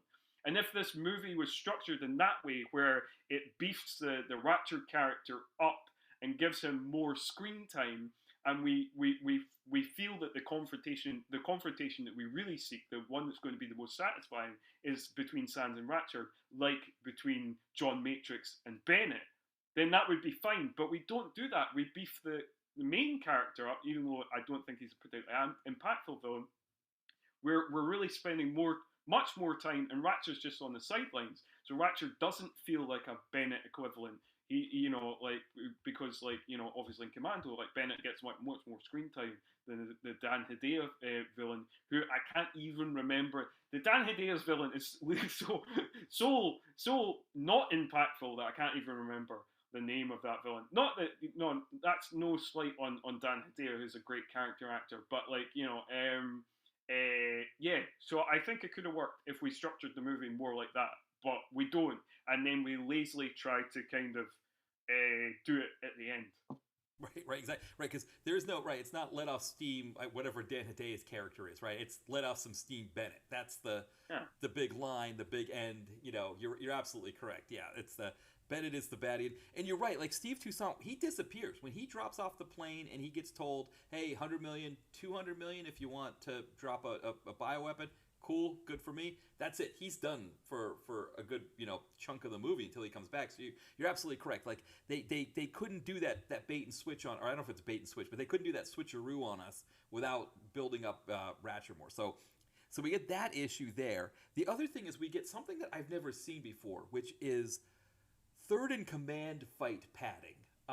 Where we get our the mole guy, who's like, that's the third of the three, right, between Seagal Payton, Sarah Payton, and this other mole guy, and then the third in command from the terrorist group. They fight for a long time, and I was like, this was not the fight that I came here to see. That's true. So yeah, a couple of points I wanted to make about that fight is one. I don't know why the fight went on that long. It surprised me that it went on that long. Two, that basically, I think that it's weird that that the fight that we get between Jessica and Eliana, who is second in command, is shorter. And three, the guy who plays the mole character, Roger. I think in this final segment that he really shines, and I think that as I mentioned earlier, that there was two people in this movie that I felt were not lifeless, and he is the other one, because I think he has a lot of fun kind of hamming it up as he's kind of, and it has a particularly kind of heroic and absurd exit from the movie. Right, because after that fight, that fight scene, he hops on a dirt bike, and kind of like Jason Statham in Expendables 4, Expendables, I don't know however you want to say it, but he's got the machine gun attached to, or on the bike, and he's mowing guys down. And then he has this big idea that he's going to blow up. There's a whole bunch of gas somewhere or something, and he's gonna blow it up. He ends up like running his bike, getting into a head-on collision. He goes flying forward on the bike. He eventually blows everything up. What does he say? Something like "kiss my Arab ass" or something. Yeah, I think so. Yeah, you're absolutely correct. Because you're right. We were looking for that fight scene between Sarah Payton and Katie Jones that we don't get, right? That's and the other thing too, I don't know if you noticed this as well. They were doing a lot of groin strikes for it's almost like the fight choreographer didn't know how to choreograph a fight between two women, because they were kneeing each other in the groin, and it's that's not going to kind of do the damage that it would do if it was two guys fighting. That's a I know what you mean, and it does feel I don't know, we get, we get them, one of them's smashed into a car window, and it feels like it's building up to something, and then Jessica just gets up her hand and shoots her a couple of times, and that's it. And it's I feel Eliana is the most effective villain in this movie. She kicks the most ass in this movie. I feel like she needed like a bigger death. She goes out on like such a damp squid note that like I feel like we need something bigger and better and more outrageous for her kind of death final exit. It does make sense that her final battle would be with Jessica, and I don't know if this is the limitation of the like Sarah Payton, like fight choreography. This is her first film. I don't know. Like maybe they just didn't think that the fight scene worked and they kind of condensed it or whatever. But yeah, justice for Eliana.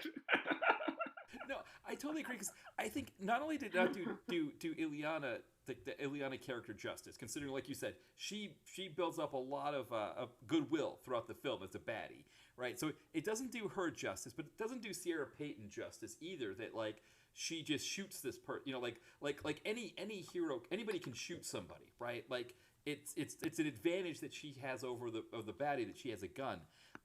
But I think you're right too. Like if it was about the fight choreography, I think there's things they could have done to make it better. Mm. Like it could have been maybe it's not a final fight. Maybe like Sierra gets captured and Ileana is like hitting her or torturing her, and she manages to like get an arm free and stabs her, or something like that. Like it could have there could have been a way to do it that gave both of those characters a little bit more fitting an end. But it was almost very like very like what do I want to say afterthoughtish, which is kind of a shame. Yeah. I agree. I think it is very afterthoughtish. Yeah, for sure. Well, Um, yeah, and I guess now we're kind of coming on the home stretch. So all this time, Seagal has been walking around slashing people's throats. There's a baddie with a mask on, or well, it's essentially like he's kind of a caricature of a terrorist, right? Who's got his face covered with his turban. But Seagal's just like smacking him with a pole while the baddie has like a tripod. I don't know what that was that he was trying to fight him with. oh yeah, with the Yeah, metal pole, and it's weird as well because like it's not because I don't think he's not even wearing like it's not like he's wearing like a turban or anything. I did find that kind of weird, like because it looks like he's not wearing like a turban or anything. It looks like he's wearing like a balaclava, it's a bit odd. I okay, thought. what you mean? Yeah, no, it's straight and it's like the closest thing we get to any kind of substantial Seagal fight because the problem is that the way this movie ends is okay. Where our heroes are at the hangar. Janik has taken Ratcher into custody, so he finds him counting his money and takes him at gunpoint back to Seagal. And the idea is that Janik is supposed to take Ratcher back to America with him to face trial, while Seagal and Peyton take the bomber, the stealth bomber Yeah, back. yeah, But then Ratcher shoots Janik while Seagal's in the air. He gets in an F-150 and he goes, and we get kind of a final dogfight between those two.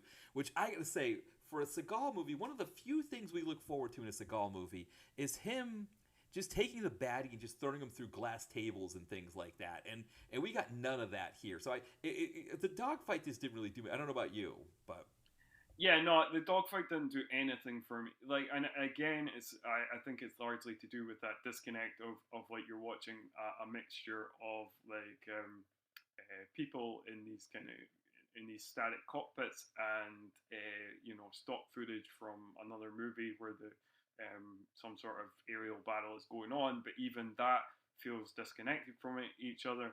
So it's very boring to watch. And I think like the reason that we get this like fight with the kind of with the like metal pole tripod thing, whatever, and like Seagal is because again, much like the earlier scene, the kind of gas station kind of robbery scene, I feel like the producers kind of understand just enough that the audience is maybe going to feel kind of robbed if we don't give them any of the kind of what you would call classic Seagal fights.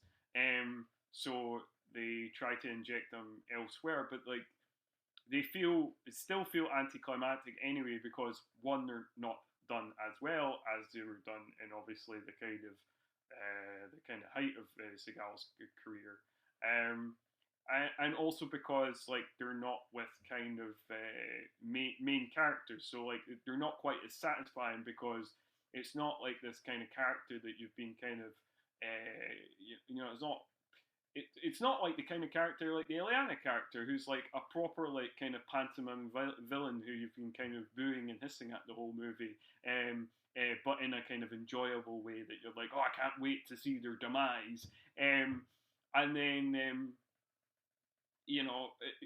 so it's just just some random henchman goon, that we kind of get like what is the best fight in the kind of airplane hangar.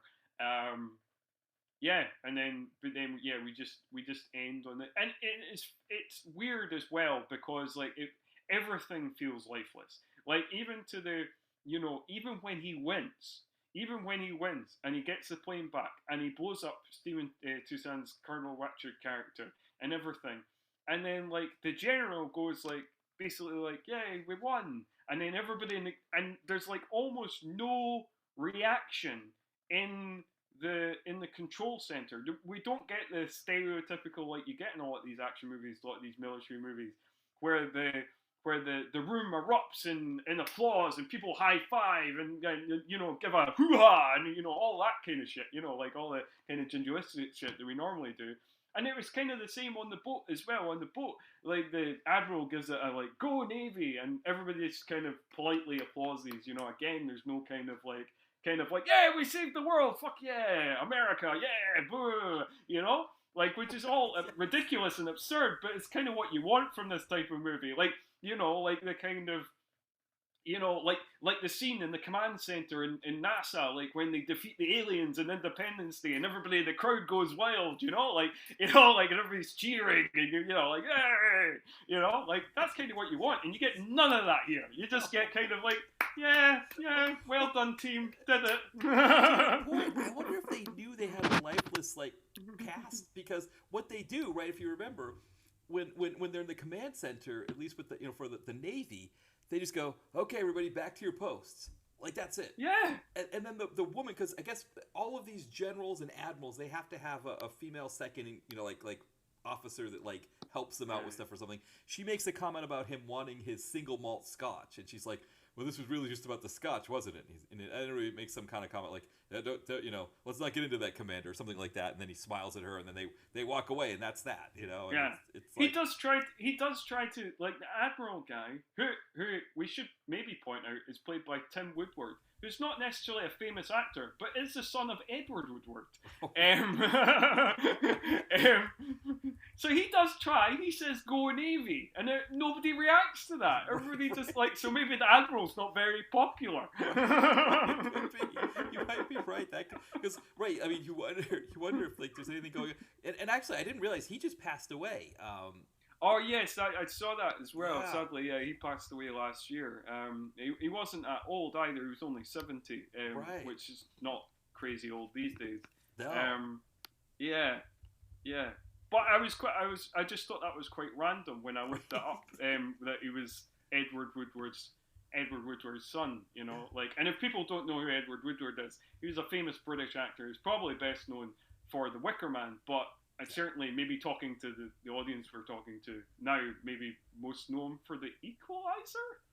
Oh, maybe. I didn't even think of that. That's a good point. I mean, The Wicker Man. I mean, that. No, yeah. It should be the Wicker Man. I think you're absolutely correct. Should be the Wicker Man. Yeah, the Wicker Man. Like, he's in loads of British things, but like, the Wicker Man's probably the thing. Well, and for younger, certainly for me.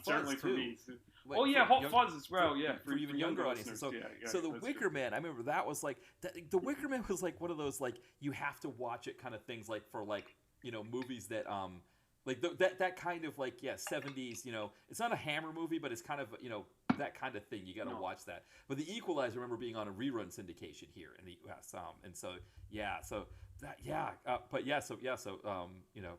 unfortunately Tim's no longer with us, but he was, he got his single malt scotch. They all do pretty good with their American accents, I think. So at least there's that. But yeah, I don't think there's any kind of horrific American accents. No. It's hard for me to judge because I'm Scottish, like. Toussaint seems to just go in and out a little bit. Like Toussaint was the one that I recognize him from other stuff, but I was like, okay, yeah, I can hear a little bit of his English accent coming out here. Yeah, I don't know. Like, I do feel like I do feel you can tell that they're not Americans, even though I don't think that the accents are terrible. Because, like, particularly with, like, for example, the Mark Baisley character, like, English actors, or, not just English actors, British actors tend to do this very, very kind of neutral, generic American accent that sounds American to the, to the ear, certainly to people outside of America's ear, but doesn't sound like it comes from any specific place in America. And so usually I can tell that it's like British actors doing it because it's like, it's this very, do you know what I mean by that? It's this very kind of neutral American accent. Yeah, yes. They call it region-free diction here in America. They actually make a joke about it in Anchorman, right, where Christina Applegate talks about but that's like I know for me with teaching English as a second language, I've got to like be, when I would teach, I would have to be keen on my English free, my region-free diction. But every once in a while, I'll let some R's drop with my New England accent, or I'll have like some Philly accent come out because I'm picking that up here as well. But yeah, I think you're right. Like it's you hear a lot of that kind of flat region-free accent, which I guess like California has something probably the closest to that, which I guess they pick it up probably from Hollywood or something like that. Yeah.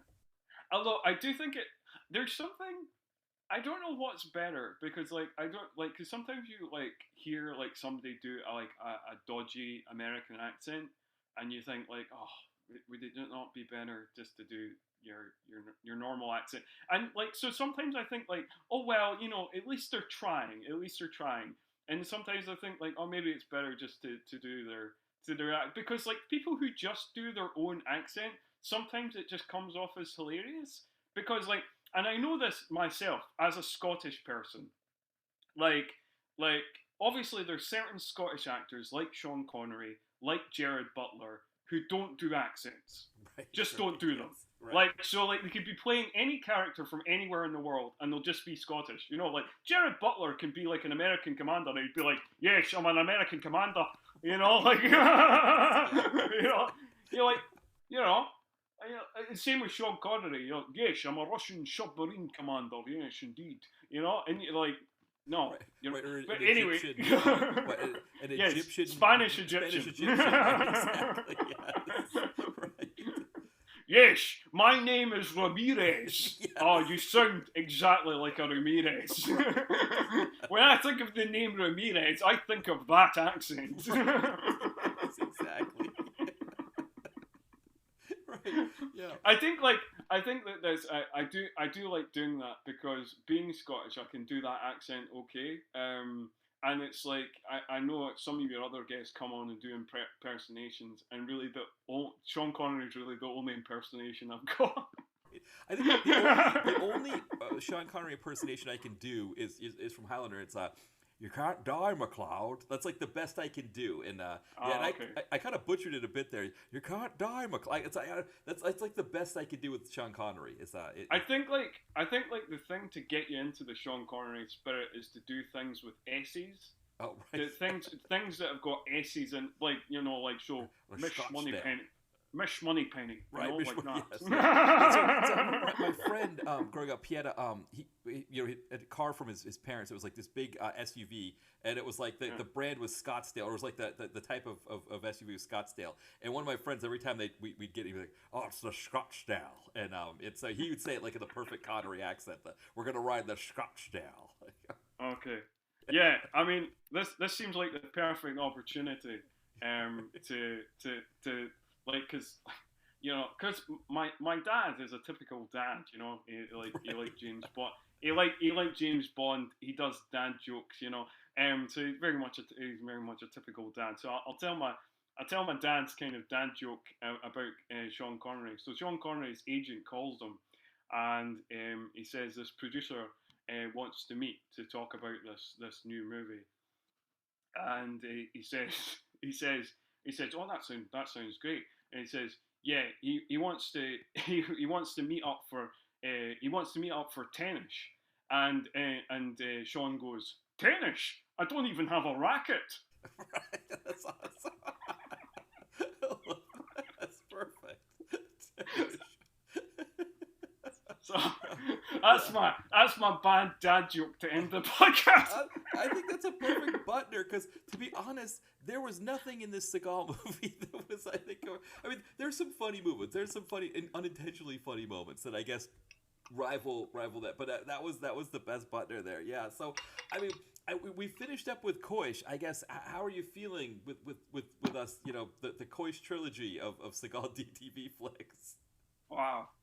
Well, yeah, I'm not feeling too bad, and maybe that's because like the New Zealand Film Festival here started a couple of days ago. I've seen a few movies from that. I'm high on cinema, so like so I'm still feeling all right. I'm still feeling all right, and also the thing that gives me solace in this journey is that I get to talk to you, and I have a lot of fun doing that.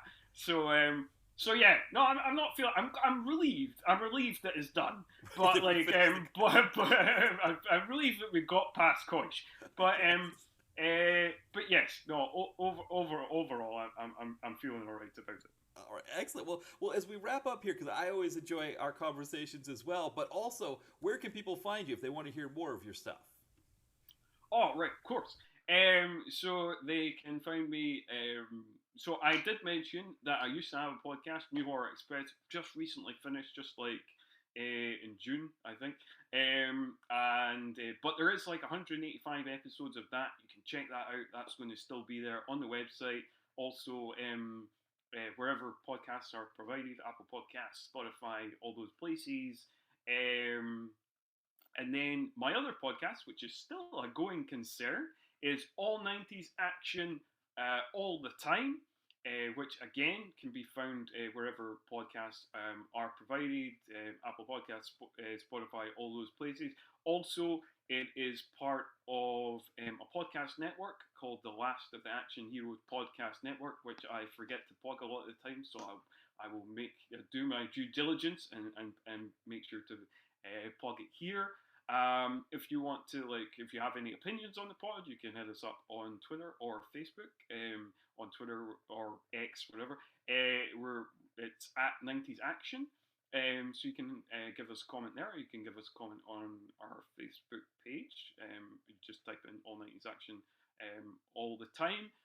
Our most recent episode, our July episode, was on True Lies. That was the first Arnold Schwarzenegger movie we had covered on the pod since we started in 2021. And the episode that will go out in the month of August, which I think will come out the week after this episode comes out, we are covering The Crow, the original Crow movie, which will be coming. Yeah, that episode I think will come out on the 27th, which is just a week after this, and just a few days after the new reboot Crow comes out as well. So perfect timing all around. Yeah, I think that is perfect. And I gotta say, for people listening, for that the 1994 is a very unique year because I was kind of trying to figure out like why some of these movies you've talked about that I've seen in the theater that I pushed them out of my brain or something is because I think there's some big movies in '94 that just like really entered the zeitgeist. You know, like Pulp Fiction and Clerks and like later, especially here in the U.S., Shawshank. You know, some of these other bigger ones that like a True Lies kind of just it fades out a little bit more than you expect it to. And so I really enjoyed listening to you kind of revisit some of these like True Lies, Speed, Maverick that were big at the time when they came out. But yeah, no, I mean I guess I feel that not just in action but just in cinema generally, and like 94, you've got so many movies in 90, like so many kind of classic 90s movies come out in 94. Like you said, you got Pulp Fiction, you got Shawshank, you got Clerks, You've got things like Dumb and Dumber. You've got things like, Priscilla, Queen of the Desert, Muriel's Wedding, Interview with the Vampire, Forrest Gump. Like all Lion King, The Mask. Just like movie after movie. 94 is just epic movie after epic movie. There's so much stuff that from 94 that became an iconic part of 90s cinema that like sometimes even something as massive, as huge, like the third biggest film of 1994, True Lies, in terms of box office. You might, you might forget. I think a lot of action fans probably not, but like, but yeah, you might fall under the radar more. But and particularly something that's kind of more random, like you mentioned, like Maverick, which again I think has been like kind of largely forgotten, And but yeah, like I say, there's just so much classic stuff in terms of American cinema, in terms of like Australian cinema, in terms of British cinema. You had like Four Winds and a Funeral and Shallow Graves, like just I think there's just a lot. There's just a lot of 94 is just a particularly one of those kind of classic cinematic years. I would say that like after 99, 94 is probably the year for 90s cinema. Yeah, I mean, I get sirens in the background here, but it's like almost like 1939, right? In terms of like being like a watershed influential year. So, but yeah, it's been really great to hear your show. I mean, any years that you cover in the 90s, it's always fun to listen to. But it's been really fun with those 90s ones because it's just been a particularly interesting one there for sure. But yeah, Scott, I guess as we're wrapping up here, thank you again for coming on. We've adored another Seagal flick, but thank you for coming by. It's always a pleasure to be on, and I'm happy to be on again. Absolutely. Always a pleasure to have you on as well. And thank you, everybody, for listening. And yeah, we'll be back soon. Bye, everyone.